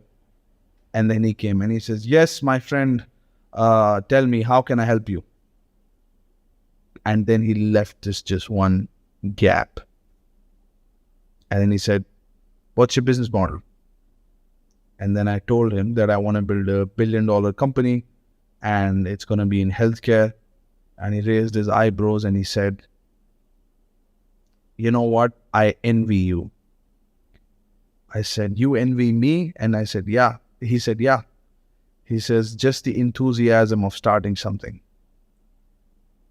is, I wish I was in your position, starting something new, And I said, wow, I'm flattered. And so he asked me 1 or 2 questions and that's it. He was closed. He said yes to be my chairman. And till date, he is my chairman. So that was a very interesting incident. I mean, it was a very short meeting, I think 7 to 9 minutes, that's it. Probably 15 minutes, but very short meeting, to the point. And we shook hands. And I have to admit this, while I was shaking hands, my ass cheeks were squeezed and I felt powerful. And I shook his hand and I left in the bathroom and I left for the bathroom and I looked at myself in the mirror and I was like, my goodness. Because of this one contact, you can have access to investors, to other executives. God knows, so many contacts that he would have because of this business partnership and all the advice and wisdom you would get. I mean, that's worth millions of dollars to the project. And I told him I would be looking out to you for investors. And he said, of course, I will introduce you. And I told him, do you mind if I use your name, that you are now involved with our company? And he said, yes, absolutely. Everywhere in the media, I have mentioned that I would be sitting on boards. So no problem. You can use it. And let me know if you need anything, keep me in the loop, and look forward to meeting again and continuing our discussions. And that was it. That was it. I spoke to a guy that I thought was out of my league in terms of business. And I thought that I would never be able to get him, someone like that. I didn't think someone would like that would take a meeting with me. And here he is, saying yes to be my business partner. He didn't ask much about my background, and he just said yes. And just before the meeting, I was like, he's going to say no. But I closed my eyes before the meeting and I visualized him saying yes over and over while I was waiting for him. It happened.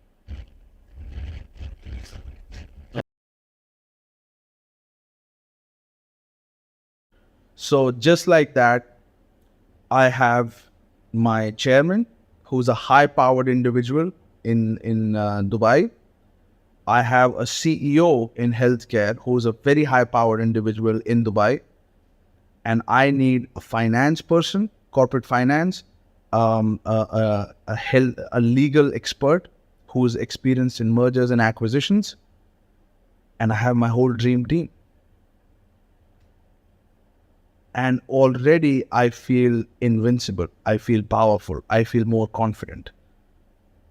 The reason I was feeling nervous is because I didn't think it was possible. I didn't think I could do it. I didn't think it was possible for me because I dropped out of college. I didn't have this elaborate 30-year of experience and blah, blah. I just had a vision and I had enthusiasm. I had energy and I was willing to make the calls. I was willing to take the meetings. I was willing to make sacrifices. And it happened. Things were moving fast. And this happened. All of this happened within 10 days of leaving the castle. Just 10 days. So my entire idea about the future completely flipped as to what's going to happen in my life. Before the castle, I have one standpoint towards life, how things are going to unfold. And now things were happening at a speed that I could not keep up with. I started to have sleepless nights. I start out of excitement. Some days were good, some days were bad, some days nothing happened, some days something miraculous happened, like something like this. But I just couldn't believe what was happening. And I would take like hours and hours long walk and think what's happening, Here I was, I had no experience, I had no company, and now I'm in business partnership with some of the most powerful executives in UAE, and I'm building this company, and I got mentored by Pena, and what the hell is happening? I just don't believe it. It seems too good to be true. And I just didn't think that I would find myself in this position, based on my childhood. I didn't get good grades, but it was happening. It was right there. It didn't matter the grades. It didn't matter what my teachers said. It didn't matter what my family said. My vision, my action, and my sincerity, that's what counted. Nothing else. The dream and sacrifices and willingness to take the leap. My experience did not matter. My credentials did not matter. My age did not matter. My background did not matter. Nothing mattered. So, just like that, I found the finance person.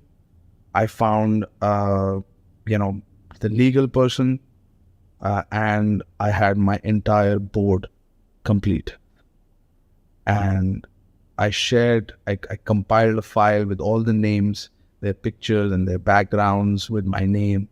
And I showed it to my mother, I showed it to my family, and things were happening.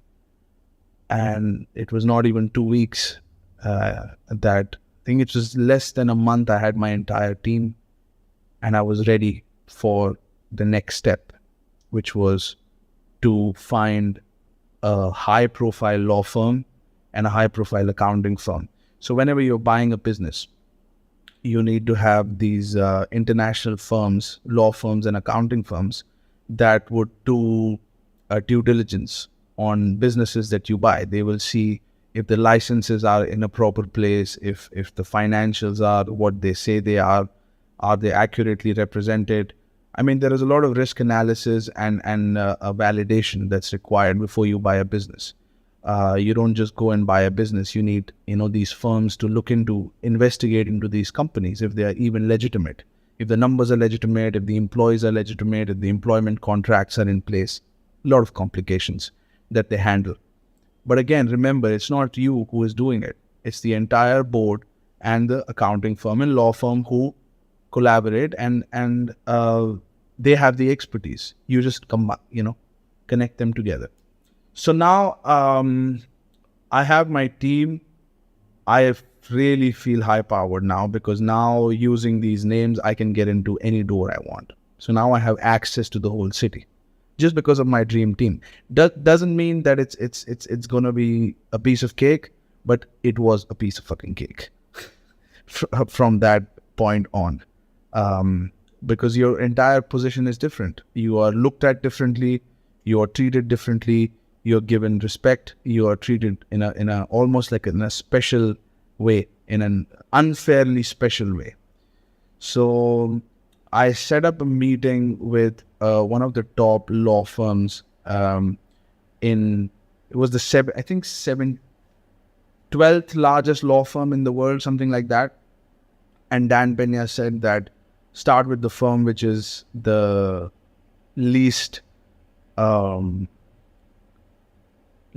good, and then work yourself way up so that you get trained. Same philosophy. And I accidentally get into one of the biggest law firms in the world. And I think it's 12th largest, but 12th largest was pretty big. And this firm was on the top floor of a 5-star hotel, and the firm looked like it came from the TV show Billions. And I set up a meeting with the managing partner of the firm, which is the top guy. And they take a meeting with you when you have board members like these.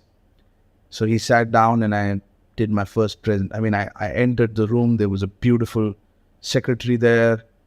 I mean, it looked like the TV show Billions. And I went in and this person came in with this Arabic dress and very charismatic person. And he asked me, how can I help you? And I said that we will be acquiring healthcare businesses and I would like your firm to represent. And I went into my presentation and he said, okay, what's your ticket size? What size of companies do you want to acquire? And I said at the beginning, couple of $1 million, but then we will get to 10 to $20 million each company. And then he said, it's too small for our firm to get involved. And I told him, what do you mean? I don't think this is small. I mean, I didn't say that, but I was thinking. And he said, what ticket size? I asked him, what ticket size do you get involved? He says, 50 million would be a beginning, but he seemed, not too interested even in 50 million. So I said, how much do you charge per transaction to do due diligence? And he says, depends. Like if it's one partner company, $100,000, $150,000 per transaction, just to do the due diligence and paperwork. And if it's two partners, then $300,000. And I was like, whoa. And then I said, we would be doing leverage buyout. So can you help us arrange financing also? He says, yeah, we can certainly help you with that. We did a $350 million leverage buyout very recently. And I was like, what? I mean, these transaction sizes seemed so far outside my imagination. I mean, suddenly things that were outside of my reality, I was seeing it happening. And this person is not on YouTube. This person is, these deals are not broadcasted anywhere. Not anywhere, but they are not like out in the media openly. These deals are happening within these rooms. I thought to myself, and there is somebody who has the capability of acquiring or raising $350 million to buy companies, and I'm sitting in front of a guy who just structured this.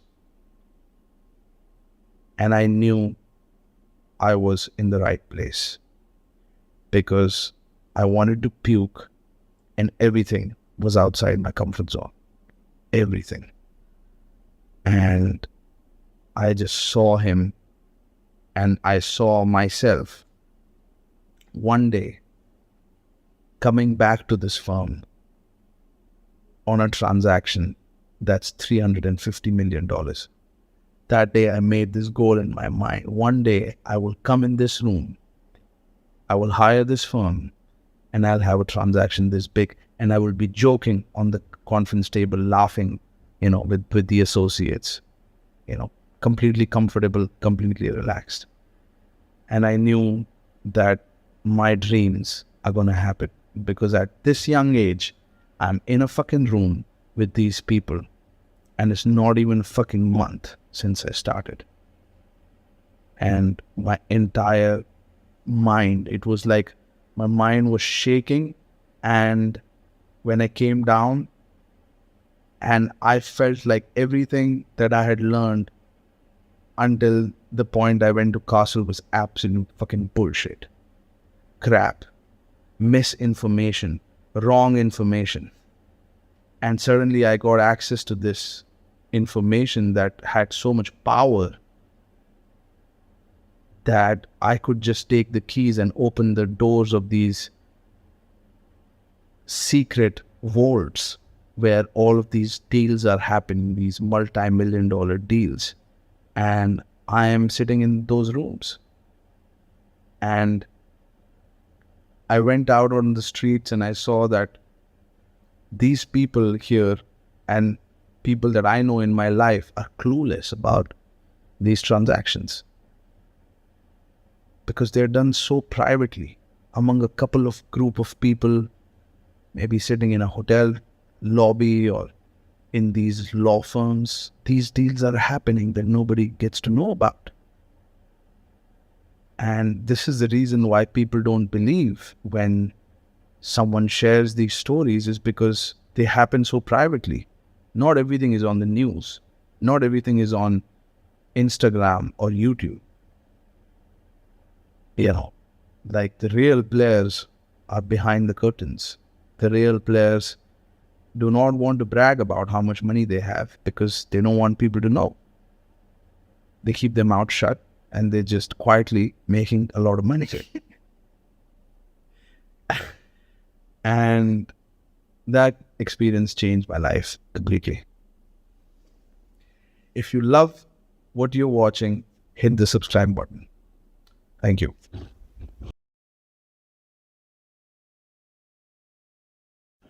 So now the goal is to get myself an international law firm on a delayed fee basis, which is, they will do all the work for you and they will charge you fees, but you don't have to pay until you do your first deal. And then you will pay them their fees once from the business or from the financing. And that was a structure that was introduced to me by Dan Pena. And he said that the law firms will work on the transaction. They will do the work. You will have a fees. You will receive a bill, but you don't have to clear it until you close the transaction. So within 2 weeks, I met 40 of the top international law firms in the world, which had branches in UAE, and they have branches in every major city. And I mean, I have to tell you, I was doing 3 or 4 meetings a day. Early morning, I would have a call. Then on the way to a law firm, I might have a call. Then I get to the law firm, I have another meeting, and then I have another meeting. And I was also simultaneously meeting the accounting firms. And just when you get to these firms, they are in top skyscrapers. Those skyscrapers, if you ever wondered while driving what's in it, these beautiful skyscrapers, these are like giant offices and beautiful looking offices. And you feel intimidated. These guys, they want to impress you. They want to create an impression, but you end up getting very intimidated. And they invite you to their conference room, and they are very familiar with the place. You're the one who's coming there first time, so you lose your ground, you lose your power. And I was speaking with, heads of these firms and negotiating with them as a, young 27-year-old at that time, 2 years ago. And these guys were like 45, 50 plus. And I was negotiating with them based on how Dan trained me. And it was very interesting to see how they were complying, and they were very service oriented, and they were very professional and extremely capable. They had all kinds of contacts, which Dan said you need to have. They said, we'll help you with fundraising. We will help you with transaction paperwork, like a full service.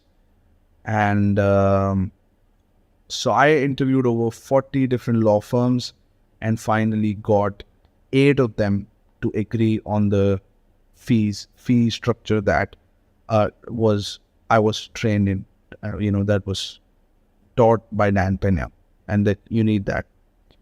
And then now was the time to get to the accounting firms. So this whole thing that I just explained, building the dream team and getting lawyers and accountants, this is your dream team. This is your entire dream team structure. Some of them are internal, some of them are external. So now you have everything in place, and now is the time to interview banks. You will warm up the banks, and then you will start looking for businesses to buy.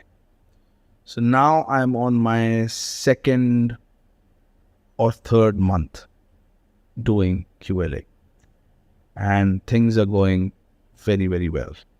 And as I'm doing these things, I'm updating my board, and some of the things they might be skeptical or whatever, these things are clearing and they're seeing, oh wow, it's happening, and things were going very, very well.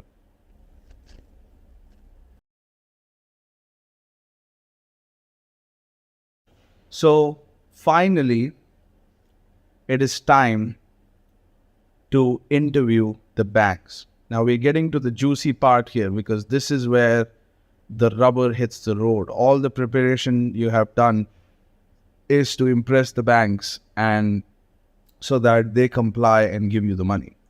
But right now we are going to interview the banks. And so I was supposed to and required to interview banks and warm them up, understand on what criteria are they going to lend me money. By the way, if you haven't hit that subscribe button, I post one video every single day. And if you are just joining in randomly on this part, this is a series. So make sure you watch from the first part so that you have a full context of what I am talking about here. And yeah, with that said, let's get right back into what happened.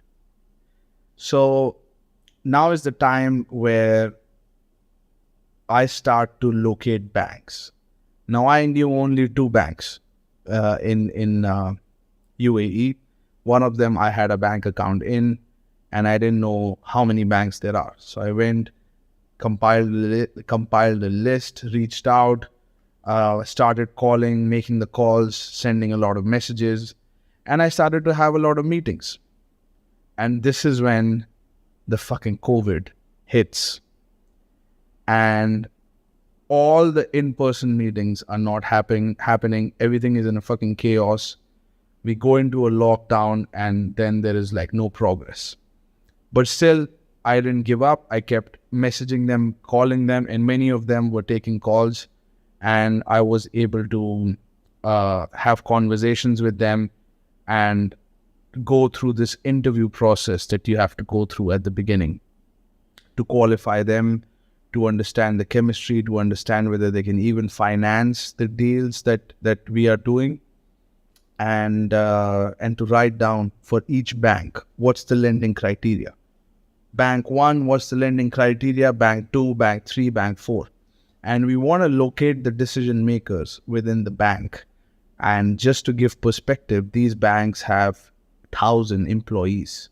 So how are you going to fucking locate the decision maker who signs on the loans? You have to make a lot of calls to find out who that person is. You can take a guess, but you really never know. And bankers lie, unlike what you think. They will lie to you. They will say, I'm the decision maker and I'm the one that you need to be talking to, and you say, but what about the person above you? And he says, oh, no, you don't have to go there. You have to deal with me. So it's very difficult to locate through all the bureaucracy of the bank who is the decision maker. And they keep changing the decision makers who signs off on the loan, because, and these days, especially, not one person decides that. So, they want to make sure, if there is one decision maker last 10 years, so people can start bribing him and getting loans approved. It has happened. That's called fraud. But that happens. And to avoid that, the bank keeps changing their committees. They keep changing the person in charge so that you can never find who it is. And they keep, changing departments and so on to avoid any, stuff, nasty stuff. So anyway, so I start making the calls to the banks and started to do interviews, and I start collecting data and start, updating my Excel sheet as to, who can lend, who cannot lend, so on. And finally, I started with the juniors, and I started to find the titles, the names of people who were really in charge. And then I contacted one of the largest banks in UAE, and I reached out to their, biggest division, and there were 4 people on the conference call. There was the head of the department, vice president, and head of investment banking, and I mean, all the big titles, right? And I do my presentation. I go over who is on the board, who is involved, and what we're doing. And, very impressive presentation. All of them were excited. This is great. We lend in healthcare sector. We are excited. And then he asked, what's the transaction size? I said, we're looking at between $1 to $10 million. And then it was almost as if the air in the room got sucked out. They were like, what? $1 to $10 million? I mean, you have all these people, these big hitters on your board, 1 to 10 million? I said, at what level would you like to get involved? He says, we can start at least like $50 to $75 million US dollars per transaction. I was like, that's your starting point? And how much can you go? He says, a couple of $100 million, we can go, no problem. I was like, what?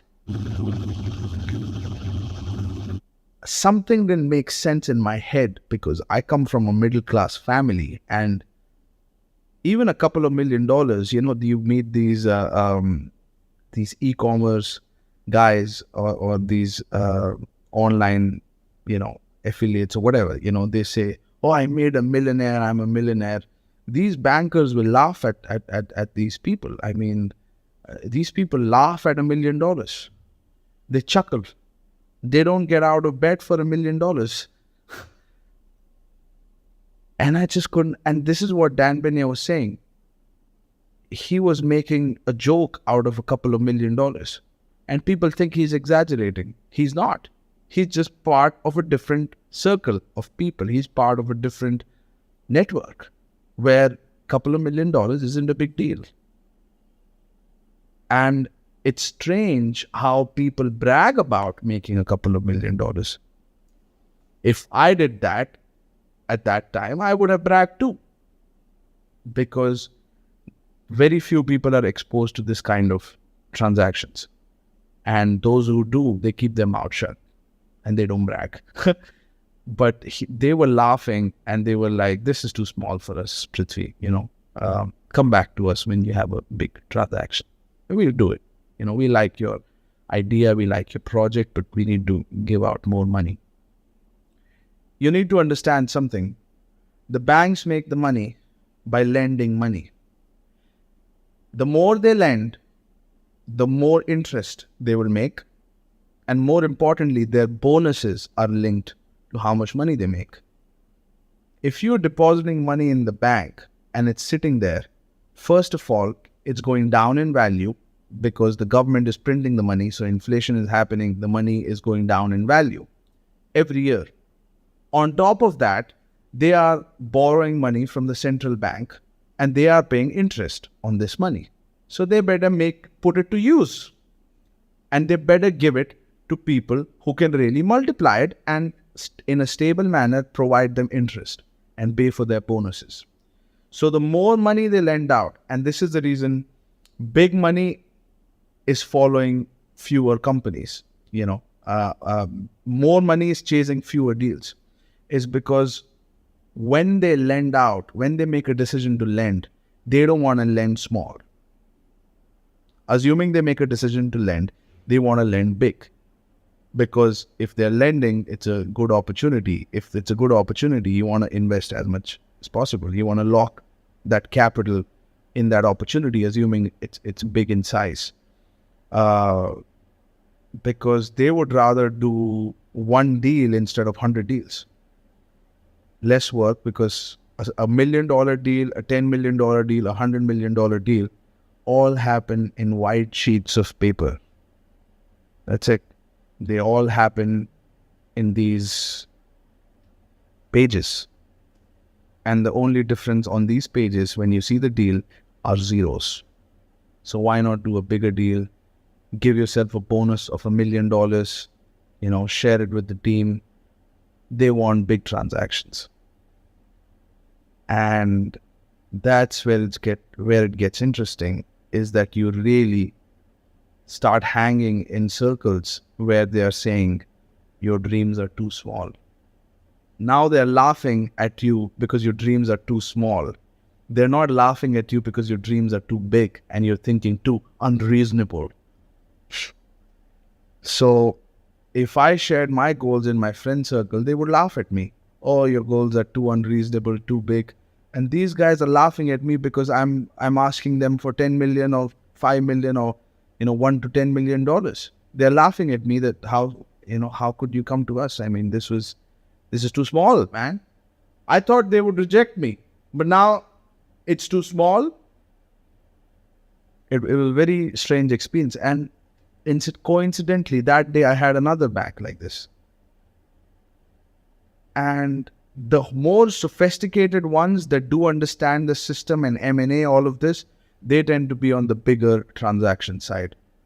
And on the smaller transaction, you'll have a little, person junior with a little tie and, like nothing too impressive. The impressive guys are on the top end of the bank, and you would be surprised meeting a guy who signs off on a couple of $1 million.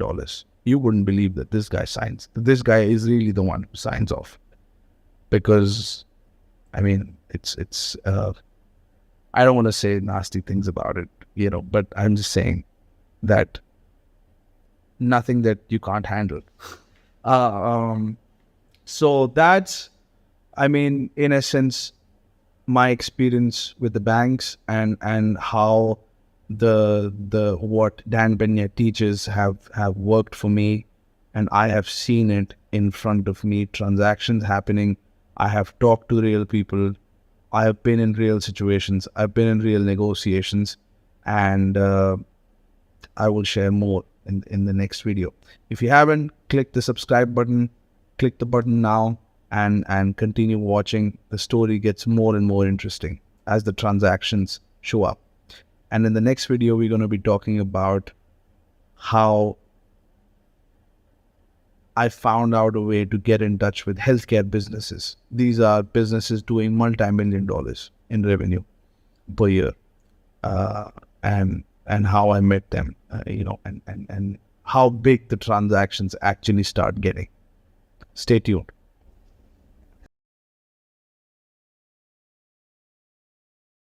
So here I am with the entire team. I'm updating them regularly. I have the law firms, I have accounting firms, I have, everything is going well. I followed the steps exactly. I have a couple of banks that I have spoken to, and COVID is happening. Everybody's in lockdown. So bankers are doing, Zoom calls, which is convenient and saves a lot of time. And the entire scope changes. And this is where, we do a conference. There is a conference call scheduled for all the mentees. And Dan, starts talking about which industries are going to get disrupted, which industries are going to be good. So reposition yourself, adjust the strategy. I was in healthcare, and healthcare is booming in COVID, obviously. So, he just gives, reorients us. Has anything changed in the system? He said, nothing's changed. So it was all good. Keep doing what you're doing, make more calls, do more messages, and that was the advice. So now is the time to identify businesses.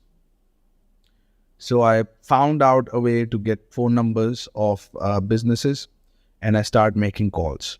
Now this is where the QLA model gets a bit complicated, because once again, you have to deal with the fucking bureaucracy of the company. You have to go through multiple secretaries, and you have to get to the decision maker. And you don't know if it's one partner, two partner, four partner business. And many of these people don't want to give you the information on the phone. What's their revenue size? What's their profit margin? And you have to sometimes take a meeting with them and then they'll tell you, and you've already spent so much time and it's not in your criteria, and there is a whole challenging part on deal flow. One of the most challenging things that you would do in QLA model is going to be deal flow, how to find businesses. And it's not just about identifying businesses, it's about negotiating the deal, getting signatures on paper of people, and essentially closing them, and being ready. And there is very complex dynamics because you have multiple partners. Just like the bank, there are multiple decision makers. Deal flow has multiple partners. They have all different motivations. Some want to sell, some don't want to sell. 3 people want to sell, one person wants to block the sale. The person wants to sell, but the wife last minute convinces him not to sell. So you signed all the papers and the wife convinces not to sell. It happens. Okay. He changes his mind all of a sudden. I mean, nasty stuff can happen last minute. And I'm talking when you have invested 3-4 months on the fucking transaction. Okay. So anyway, that part is coming later on. So right now, I started to make some calls and started to have some meetings with people. And this is the time where I wanted to look for a deal. And I found this one clinic, and I called the owner and he says, "You want to buy my clinic? Come." And I said, I don't know if I want to take a meeting. I just want to understand how big your clinic is. He says, come, don't worry. And I said, okay. I got into the cab. I went to the place. And so far, I had met some clinics. They were all shit. 3 rooms, 3 doctors, paperwork all over. I mean, these are small. You will be surprised. Like $1 million business in healthcare looks like shit. It's horrible. Like, it's very kind of dirty, old furniture, paperwork everywhere, like old computers, like weird looking staff. I mean, all kinds of funky stuff.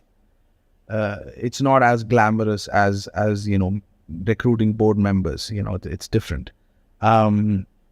So I wasn't impressed with any business, and frankly, I didn't see myself running any of these businesses. But then I found this guy. He has like a gigantic clinic. It's really big in size. It's 2 floors. And I see Range Rovers are standing outside and Rolls Royces are standing outside the clinic. I go in, models are there, and really beautiful Arabic women are there, wealthy crowd, expensive watches and stuff like that, jewelry. And this is a cosmetic clinic. So I go up and I meet the doctor, and I see the doctor is wearing a $150,000, $200,000 AP watch, and a very powerful personality. And he looks at me and he's like, "Tell me, you want to buy my company?" And I said, "Yes." He said, "What's the price?" I said, "I cannot tell you until I see the paperwork." And he says, you're the one who's going to buy? He was very skeptical. And he said, "No, I have people behind me, and we have banks that are lined up, and that's how we're going to raise." He says, "Okay."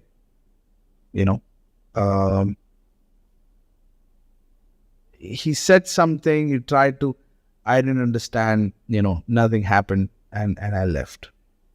But when I met him, I was extremely nervous because I was like, this company is going to be worth multi-millions of dollars. How am I going to finance this? And, I had a whole bunch of, I got triggered when I saw him. He looked like, someone I wanted to be in his position. And later on, you will see I meet him. But for now, I left and nothing happened. And I started to look for more targets, and then suddenly there was this one mentee of Dan Pena reached out to me, and he said, I have a deal. I have a $10 million deal. Are you interested to partner up, collaborate? And I said, sure. And he said, this is a home care deal, and all you got to do is arrange for financing and you can have 50% of the deal. And I was like, that's interesting. I'm looking for a deal. I'm having some struggle with it. You are here with a deal. Let's, and I have the banks. He said, do you have the banks? I said, I have the banks, and he said, how many banks do you have? Did you speak to? I said, I spoke to more than 20. I spoke to all of the banks, 26 banks, and I have, contact in every level. That's the benefit of doing, 200-300 messages and, like 30-40 calls.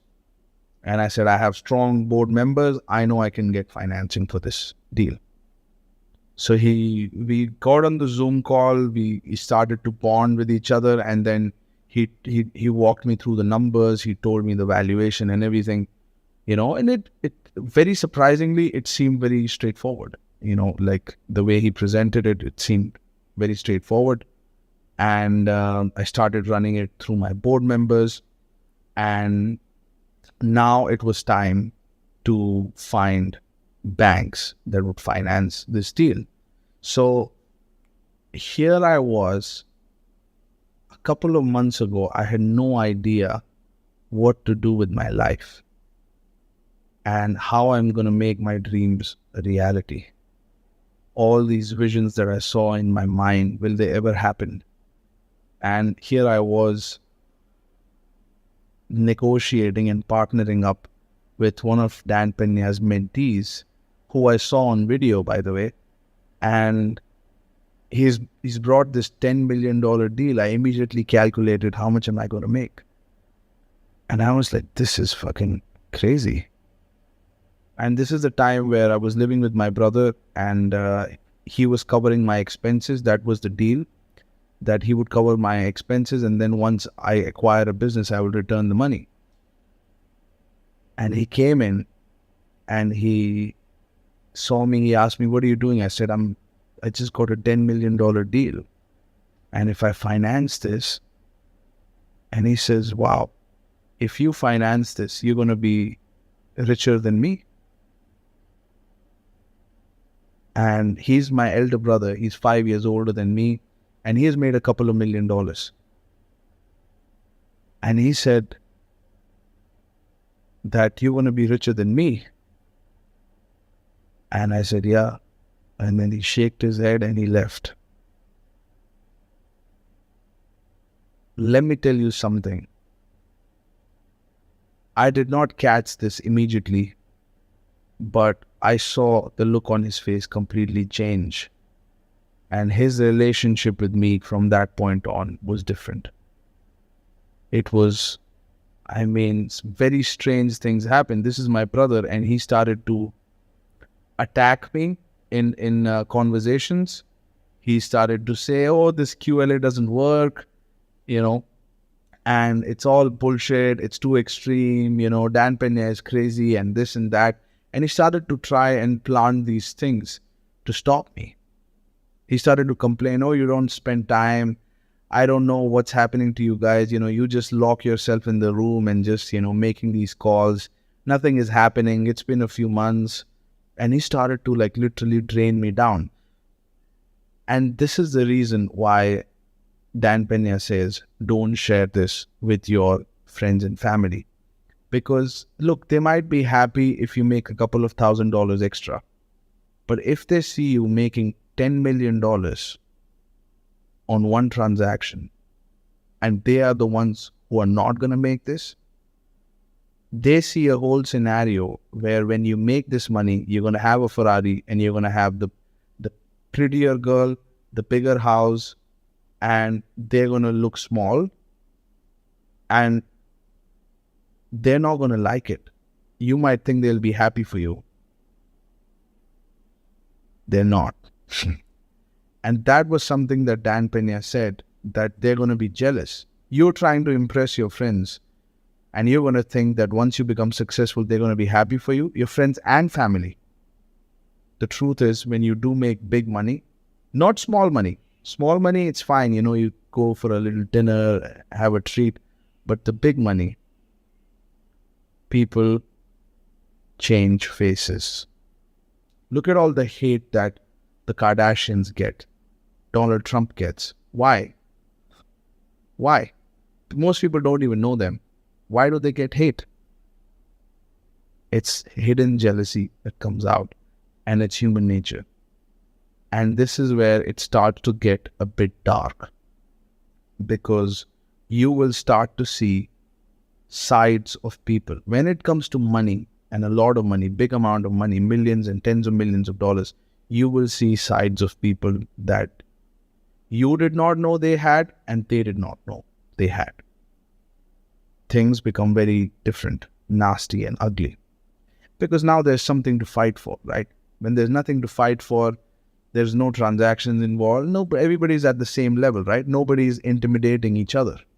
But the moment one person starts to grow too much, whoa, you're making me look too small now. Now I got to pull you down. And that unfortunately started to happen. From that point on, our relationship changed, and he felt left out because he decided he's not going to execute the QLA. He saw me going so fast, and he didn't decide. He thought that, wow, how is this guy who's younger than me going to make so much money, and he's going to lose authority, he was the provider in the family, and he's going to lose all that position, and I'm going to be the one who will be in power. He didn't like that. Even though he's my brother and everything, he didn't like that. And that just changed our relationship. I never thought this would happen, but it happened. And Dan Pena said, if you think your family is supportive, we'll see. Let's wait and see what happens. Because he knows. And that's the ugly side of life. And I was going to say QLA, but no.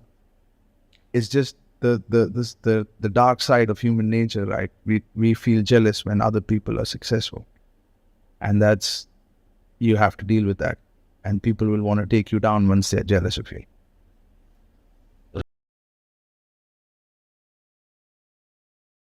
So now I have this transaction, $10 million worth of deal.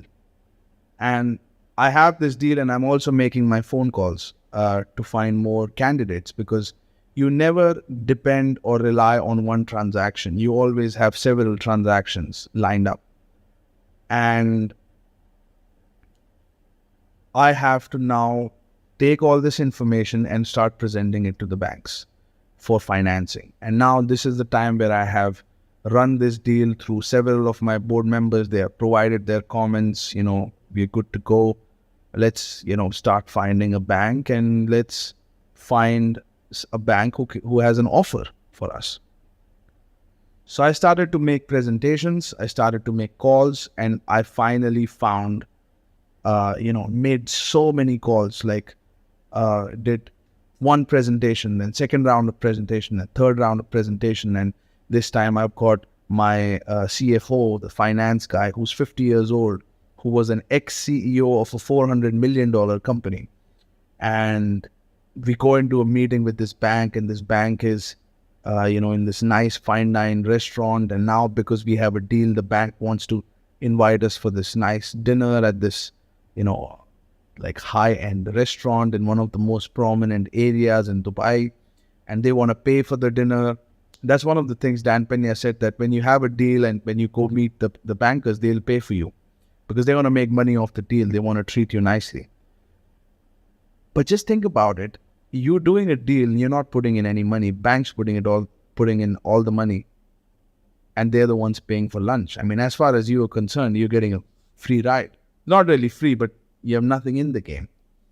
So now we sit down with the banker, and my CFO goes off. He says, our founder is the one that brought us together. It's his vision, and he was the one who brought this deal. and he's a superpower, and he's extremely brilliant, and he has this mind, this innovative mind, this creative mind, and he comes up with solutions, and he goes very fast. You have to keep up with this guy, and he's the reason why we are together, and he's the reason why this project is going to be successful. And I'm there, and I'm about to sink in my chair, because nobody knows like my age, and it doesn't matter in business, because many people, age has nothing to do with this, because I have 200 plus years in my company. But in my mind, my own mind at that time, I had insecurities around it. I started to feel that, oh fuck, don't give me this money, don't give me this money. In my head, I was like, oh, I don't, it was, the transaction was so big for me, $10 million, that I was extremely nervous. It was so outside of my comfort zone. And these bankers, they agreed. They said that we're going to, finance not 100% of the transaction, 50% of the transaction, and you got to come up with the remaining 50%. And, everything is well. We had a successful lunch. And I was like, what? And I said, okay, can you give us an offer in paper, like a term sheet? He said, yes. In a week's time, I got a term sheet. Another, one of the biggest banks in UAE also gave a term sheet on this transaction. I was like, fuck. It took a couple of months, but I have a term sheet financing, not 100%, but 50 to 70% of the transaction. And all I got to do is to put the remaining 30%, and that's it. That's it. And I just couldn't believe it, that in 4 to 6 months, I was in this position. And that just, once again, I came outside, and there was this, it was just such a chain of success after success after success. And I never had it in my life, because I wasn't a good student. I got beaten by teachers. I had C's and D's and E's. I repeated a class. So I never, had this streak. And in just a couple of months, because I had such a high quality information that I was operating on, I kept knocking it out of the park. And so I have this $10 million transaction and 2 term sheets. Think about it. Hit that subscribe button, and I see you in the next video.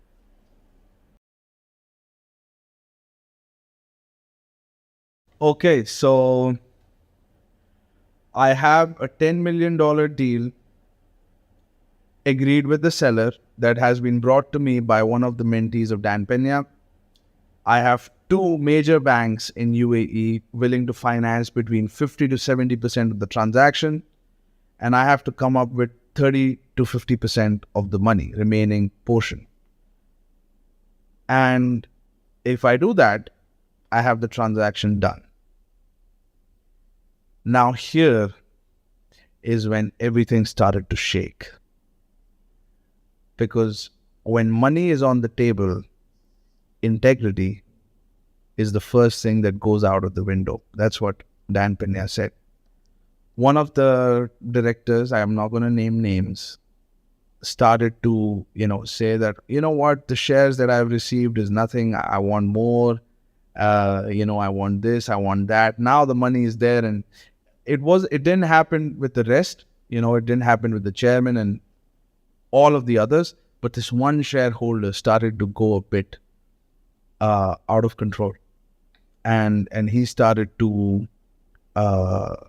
sort of intimidate me and coerce me and play all kinds of tricks. And Dan Pena covered all those things, how to deal with that, and it's coming. When the deal is about to get closed, all of this stuff is coming. So get prepared. And then things started to shake down, and now I'm trying to control various elements of the deal, right? Because this is the time where you can get cut off. This is the time where people can throw you out and make connections with the seller, make connections with the bank. And, one of the board members is exposed with the banks, and there is a lot of complicated situation. You got to retain your position. because you're the major shareholder. You're the easiest person for them to throw out because it's in their interest to throw out. You hold 60% of the deal, 70% of the deal. Why? Why do I get 3%, you get 70%? That's the argument. And they use that, they can use that. Not all. Some of them are very professional, very ethical. We had an agreement on this and we're going to honor it. People have integrity. But some people now, they start to act a little funky. If you don't do this, then I'm going to do this. I'm going to pull this plug. I'm going to cut this. I'm going to cut that. So you have this strange political dynamic, you name it, sleepless nights, strategy. And I'm finding myself in positions where I didn't think I would find. I would be negotiating with this 50-year-old guy, and I would be being with this banker, and it's all surreal. Even though there were challenges, I felt like I was living life for a successful man, a successful entrepreneur. Now, and I was doing something real, So now,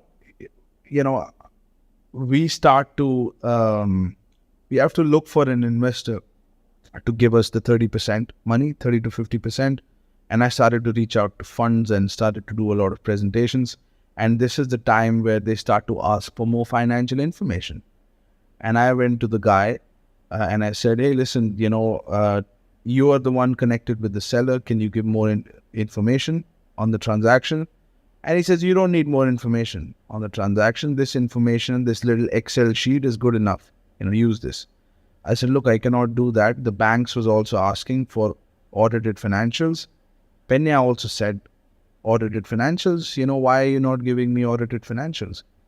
And we had a little argument, and he started to deflect it, and he started to hide things. And he wasn't telling me upfront straight. He said, no, don't worry, man. You don't need audited financials. I said, no, but I need audited financials. My board is asking, my name is on the line. I got the term sheets for you. And to go, and I'm putting my time, I've spent 3 to 4 months on this transaction, and you got to give me the financials. Otherwise, I'm going to walk away. And he says, it's okay, man. It's up to you. You want to walk away. And this is the time where I started to doubt this guy. This is the time where I started to be like, is he really, does he have the seller with him or not? I mean, I was in the dark, right? And that's one of the red flags. Even though he was Dan Pena's mentee, Dan Pena would not have gotten involved in the transaction. He doesn't have total control over. One of the key pillars is that you got to be exposed with the seller. And you got to be the one negotiating the deal, getting the agreement, and having the deal in your hands. You can use others, but they have to disclose information. They have to be transparent. This guy wasn't being transparent. So I said, I'm going to walk, and I walked. So there you go. At the last minute, I had the deal. I had the banks and everything, but he was hiding information. I didn't even know he had the seller or not. I didn't even know whether he had control of the seller or not. And I was just betting. My entire board was giving time on this transaction, and he didn't give the information. And he kept resisting it. I mean, there was something fishy.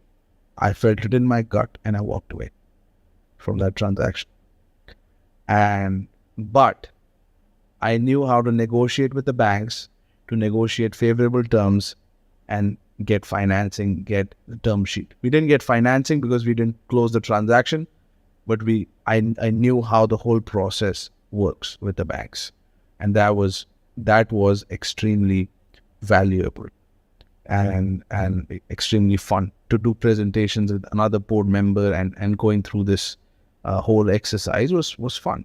I was having a good time eating in fine dine restaurants, and so it was now time to look for more deals. Now think about this. I've spent 4 months building the board, and I've spent another 4 months on this transaction, and it doesn't close last minute. And everything just, the board is still there, but the deal just collapsed. And now, obviously I don't have a job at this point. I'm working on this full time, and I have to pay expenses every month, which my brother is doing for me as a loan, and I would pay him back, or I could give him shares in the company.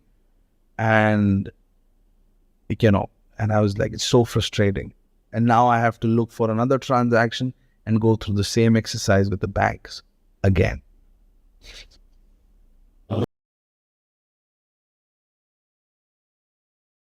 Okay, so part 18 of the QLA seminar review.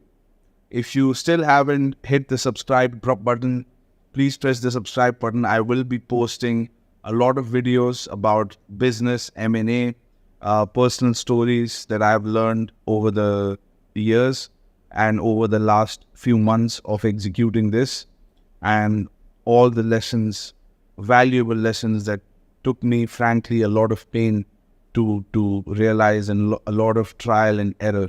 So hit that subscribe button and continue to watch the videos and enjoy them and gain this value out of this. So in this video, I'm going to be talking about one of my biggest negotiations that happened somewhere while I was looking for deals. So one of the biggest healthcare companies, I'm not going to name them, obviously, faced with some crisis. It was a publicly listed company, healthcare group, and they were charged with fraud, and they were going through some serious problems. And whenever there is a crisis, there is an opportunity.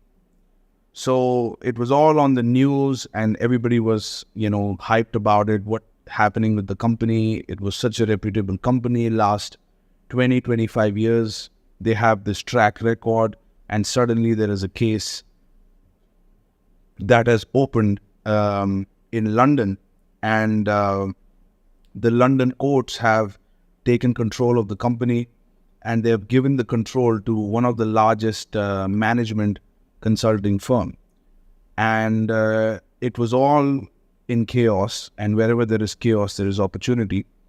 And this is the time where they were looking to sell some of their assets of their company to any buyer who's interested. And there were several buyers, several healthcare groups, investment companies that were getting in line to sort of get a flavor of the deal. Maybe they can get a good valuation.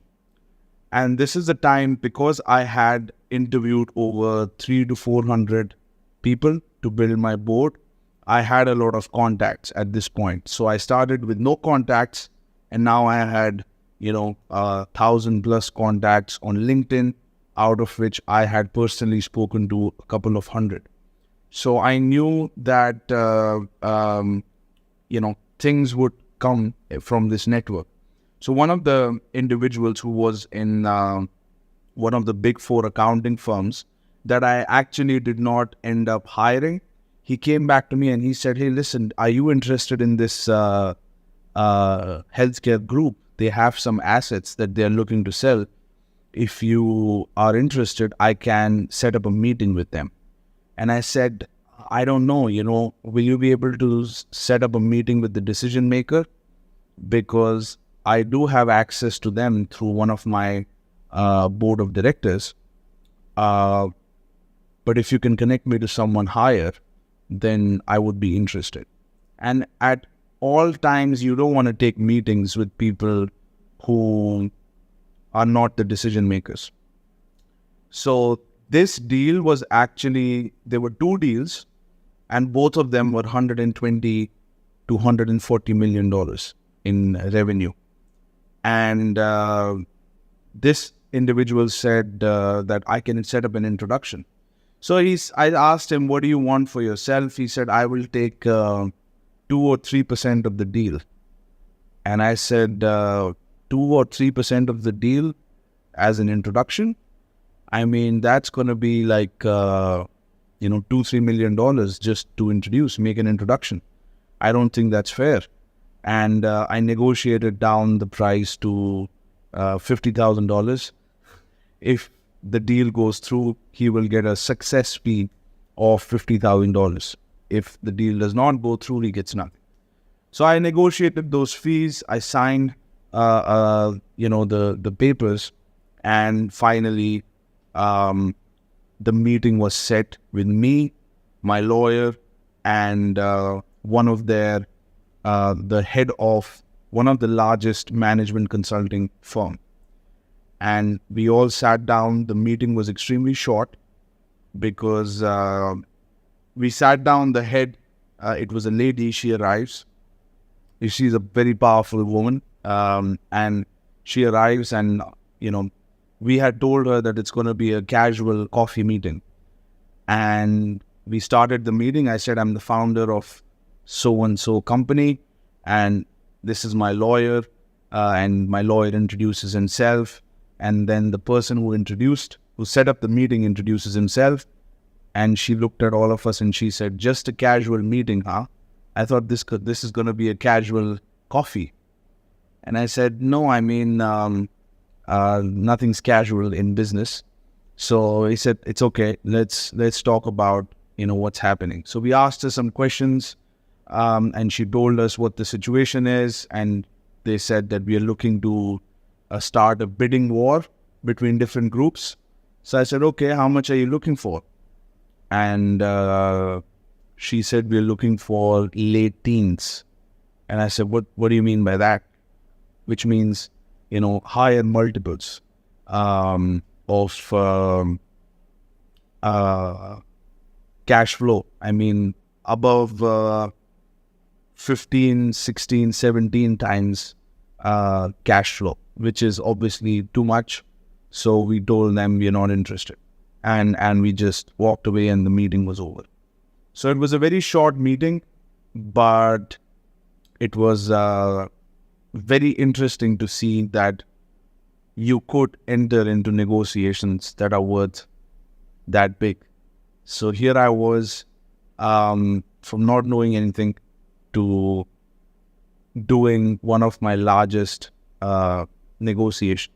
Very short, but still a negotiation, and the deal didn't end up happening. But I could just see that my dream is coming true. I mean, I could see things moving forward.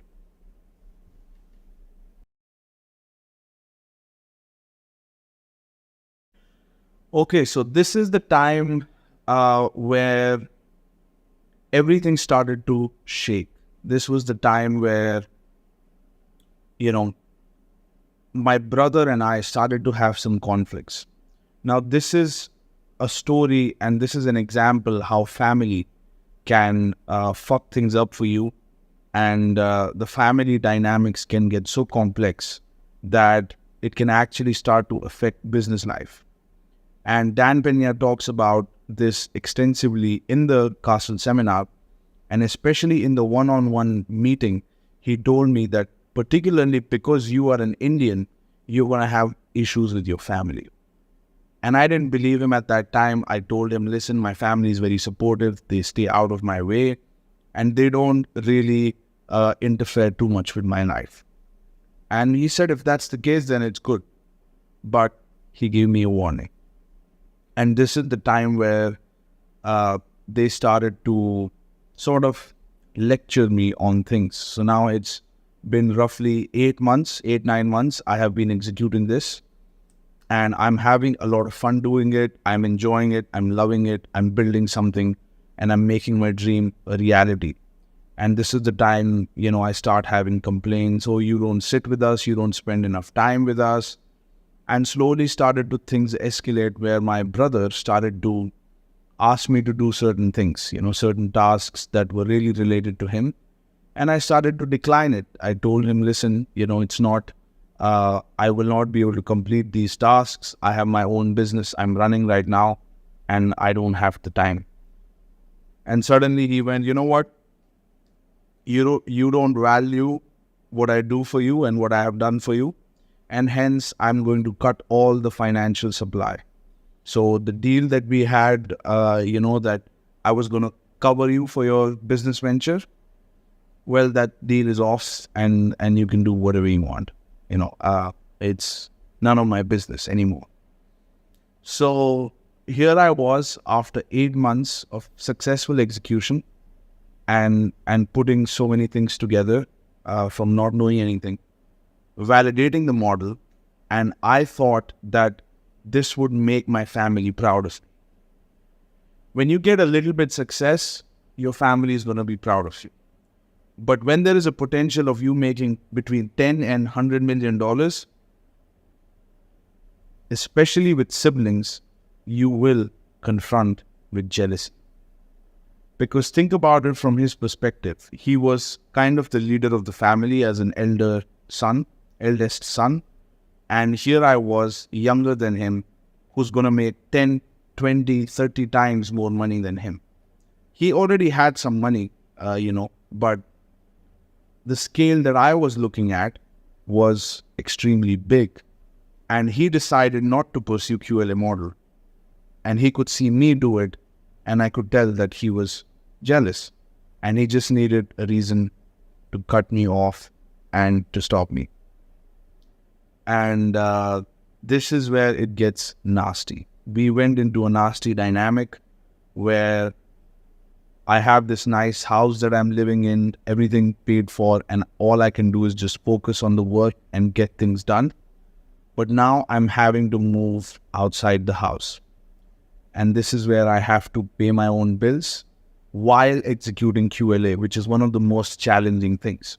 If you have some money to sustain yourself over the course of the project and until your first deal, it's just perfect situation.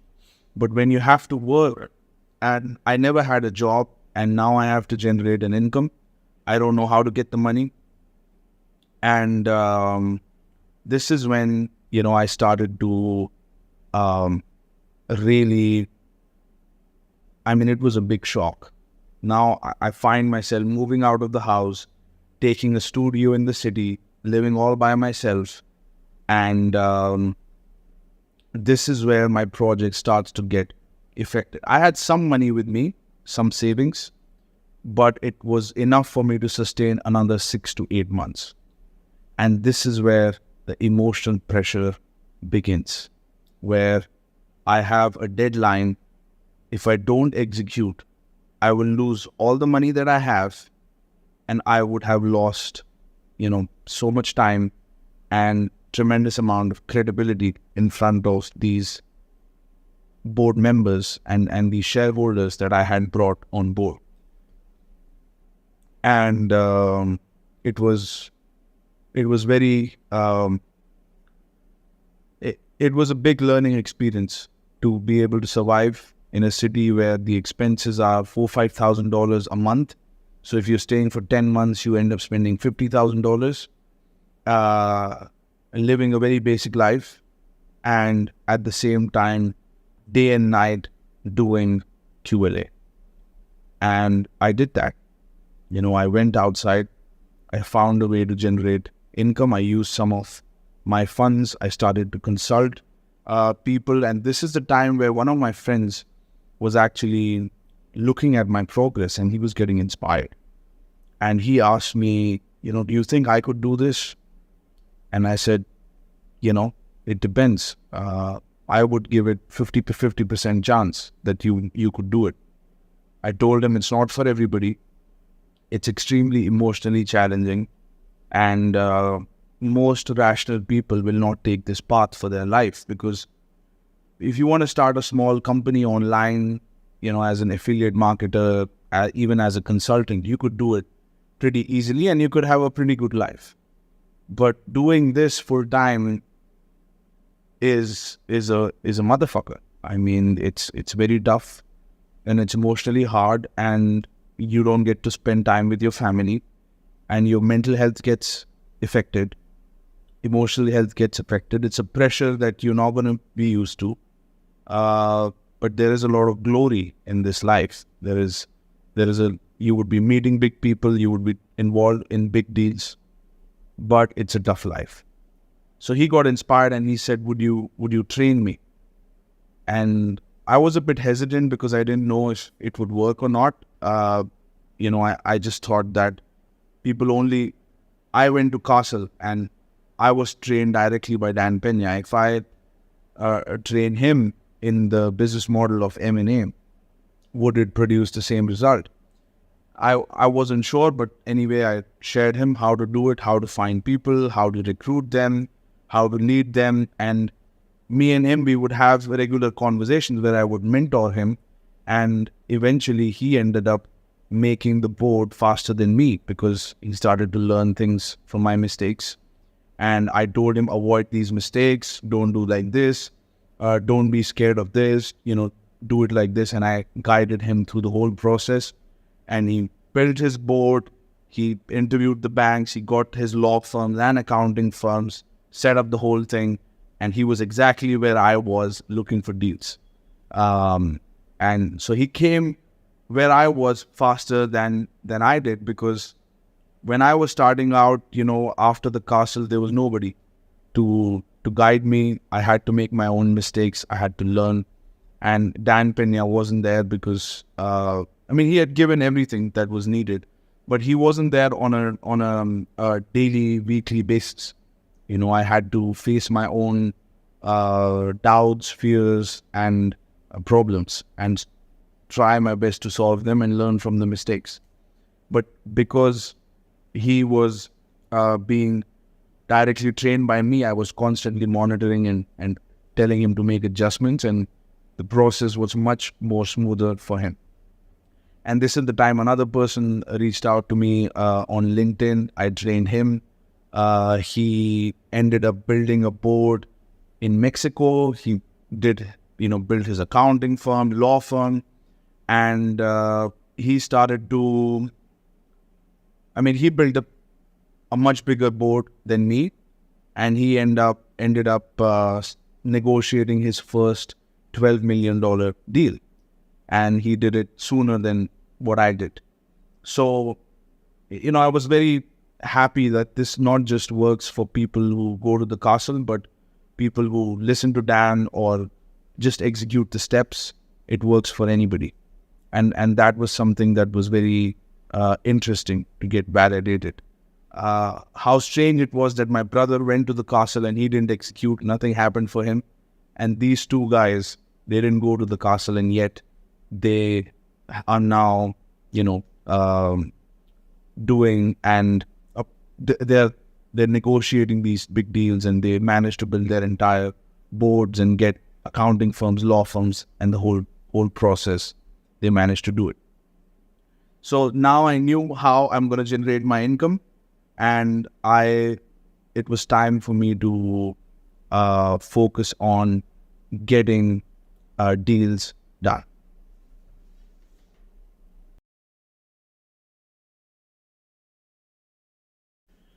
So now it was time for finding a new acquisition candidate. I desperately needed a deal, so I started to make the phone calls, and I moved out of the house, and I found a deal. I found one guy with a $3.5 million clinic. You remember the clinic I visited with Rolls Royces and Range Rovers parked outside with amazing clientele, beautiful women wanting to do cosmetic surgery. This is the person I reached out to, and he was very eager to do a deal. So I met him again in a very fancy hotel. I sat down with him and we discussed the deal dynamics, and we finally hammered out a deal, purchase price, all the terms included in that. I took the advice from the board. I engaged my CFO in the whole process, and it was finally time to negotiate the deal, the transaction, and agree on the terms. So we did that. He said yes to the purchase price. Between 3 and 5 times cash flow was the valuation of the company. It was a $3.5 million deal, so not too big, but good for the first deal. And once I closed this, I would be able to pay for my expenses. I would have decent amount of equity, meaning ownership to my name. And I would have a nice cash flow to pay myself and pay for my expenses. And he wanted very reasonable price. It was roughly around 3 times EBITDA is what we had agreed on. And we structured the deal, we signed the papers, and everything was set for me to go and finance this deal. So now I am on a very tight schedule. Now I'm here. I have around 6 months to complete this transaction, or if I don't do it, then I will have to move back to India. And that was a very scary thought, because that would mean I would lose hold on the city. And really, you have to be on the ground to be able to execute QLA. And if I run out of money and I don't close this deal, it's everything would get disrupted, and I would not be in a good position. So I quickly, once I signed the MOU, I started reaching out to banks, and I did presentation after presentation after presentation after presentation. And all the bankers said the same thing. They said the deal is too small. We would be interested for a big transaction, 20 million, 50 million, 100 million. And this is too small for us. And also, you need to have a track record before you before we finance this. It was very strange, because when I brought to them the $10 million deal, they gave me the term sheet and they were eager to finance it. But when I came to them with a smaller transaction, they started to make some excuses. So it was 6 to 8 months went by, and I kept doing presentations, and the deal did not close. I had to go back to the seller and tell him that, banks are not financing this. And this is where Dan Pena's voice hit me. He specifically advised all of the mentees not to go after big deals. I was feeling pretty secure that, I have full support of my brother financially. I have a runway of 2 years, even 3 years, based on the money he was willing to provide me. And why would I do a small $1 million deal? Let me go for $3.5 million deal, $10 million deal, $25 million deal, even a $100 million deal, which is what Dan Pena calls the dinosaur hunting. And I started to go for bigger deals. My first deal was $10 million. Then I was looking for bigger deals, and even $3.5 million bank financing deal is a decent size, in the context of QLA. And this is where I got reminded of one of the biggest lessons that Dan Pena provided. And that is, when you're doing your first 2 deals, you gotta get it done 100% seller's finance. Bank is not likely to finance your first deal. So you have to convince 1 to 2 sellers to do a 100% seller's finance. That just means that the seller loans you the money to buy his own business, and you pay him in installments. If I put it simply, you will acquire the business, and instead of paying all the purchase price upfront, you will run the business and you will pay the seller in installments. And that's called a seller's finance deal. It's very common in real estate. And he said, do those 2 deals, get those 2 deals refinanced from the bank. Once you acquire the company, you can go and take a loan out in the name of the company. And once you take that loan out, you have a track record with the bank. It will be much easier to finance future deals, and you can slowly start increasing ticket size. I did not follow this strategy. I went straight for the big deals. And big deals always take time. And unexpected things happen at the last minute, which you cannot predict. I could have never predicted this thing happening with my brother. I could have never predicted what happened with my other business partner. And things went wrong the last moment, and that's what Dan Pena had advised not to do. I didn't listen. I went and I did big deals. Because to be fair, there were some mentees who had done big deals right from the beginning. And because I saw there was so much appetite in the financial markets, I just thought it would be a good idea for me to start off. Why take so many years doing small deals and take so much effort? Might as well do a couple of big deals and exit faster. So, but things, they did not work out because I didn't follow the steps.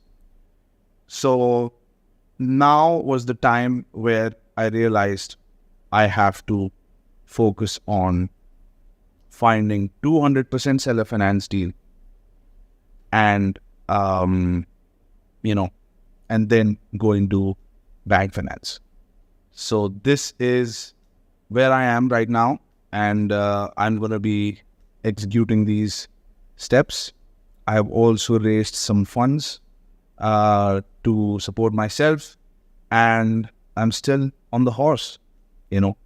I've been completely transparent as to where I am and what's possible in this QLA journey. And I hope that you get to experience this someday. And I will keep you posted. I haven't yet closed my first transaction, but I will keep you posted as to when I do that. I took a different route. I went and focused on big deals, and that's the reason I don't have a deal right now. If I did go for the 100% sellers finance route, it would have been much faster. And people who have done deals in a couple of months' time, that's what they have done. So my pathway was a bit different. I've learned my lesson, and I'm back on the horse again.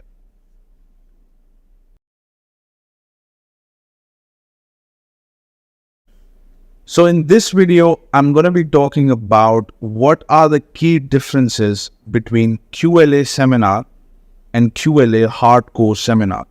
So these are two seminars, both offered by Dan Pena. They happen at the castle, at his residential place of residence in Scotland. It's a castle. He lives in a castle, if you don't know that. And he offers these two programs, QLA, and then the second program is QLA hardcore seminar. So I'm going to talk about in this video what are the key differences between these two seminars. I have done both. I did the QLA seminar I did in 2019 December, and also QLA hardcore I did towards 2019 end of December. So I did both the seminars almost back to back, and I'm going to talk about what are the real differences between them. So QLA seminar, in that seminar he covers the psychology of high performers, barriers to success, leadership lessons, the whole QLA model, how to buy businesses, how to find businesses, how to build boards, how to create vision for your company, how do you what is the QLA model and how it works, and all the 7 steps, and how do you execute it, etc., etc. The crowd in the QLA seminar, the first one, I would say is not that great, because there are people who come to that seminar who just want to check out. They do not have necessarily an intention to execute, and they are just there to kind of feel things a little bit. Now, personally, I don't see how a person would come to the castle, pay $20,000, and would just want to come and check it out. If you're jumping in, paying that amount of money, might as well execute. But that's not what happens in the first seminar. Most of the people that come there, a good portion, actually give up. They don't execute, they don't make the sacrifices, and they don't take action. In fact, from my batch, I know only one guy who's actually doing it apart from me. And we have spoken a couple of times, and I know he's not going to give up. Two people are doing it. And that's it. I haven't heard from anybody else. And that's just what was there. Very surprising for so many people to give up, but there were many people who quit. In the hardcore seminar, you have got people who have actually done deals, who are looking for deals, and who tried and attempted QLA. Maybe some things didn't work out. They're coming back for more lessons and to understand why things didn't work out and how they can implement to make this project and build their portfolio faster, what mistakes they could be making. So QLA hardcore is mainly around deals, analyzing deals, looking for all the data points that are necessary to make a decision, how to manage the board better, and really going deeper on deals and going deeper on leadership style, being ruthless. And the crowd in the QLA hardcore seminar is much better. I mean, they are much more serious people. They ask more targeted questions. And the whole vibe of the seminar is very, up to speed. And another thing that I noticed about Dan is that he's more aggressive in the first seminar because the crowd is a little bit lazy and he wants to wake them up. But in the QLA hardcore seminar, he's a bit more relaxed and he's a bit more, I don't want to say friendly, but he's a little bit more, friendly. And, the vibe of the QLA hardcore seminar is a little bit different. He will still smash you. He will still thrash you. He will give you what you need, but he's a little more relaxed and he's covering more of a business aspect. And this is where you get to see a little bit of his warm side, so to speak. He's not insulting you as much. He's having a lot of fun, and the whole energy of the room is very electrifying. Because if you listen to him talk about money, he gets really excited, and he gets the whole room excited. And I remember I was sleeping 5-6 hours, and I didn't need more sleep because I wanted to wake up and I wanted to find out what's going to happen in the next session. And so there was a lot of analyzing of deals. Everybody had to present a case, and he was going to give feedback on deals, actual deals, real life deals, and what we are doing wrong, what we are doing right. And the beauty is how easily he explains it. He doesn't go into complications. He doesn't go into too much technicalities. Because if you're analyzing thousands of deals, you cannot get into deep details of, charts and graphs and all of this. You have to look at a few things and make a decision fast, whether this is a deal or not.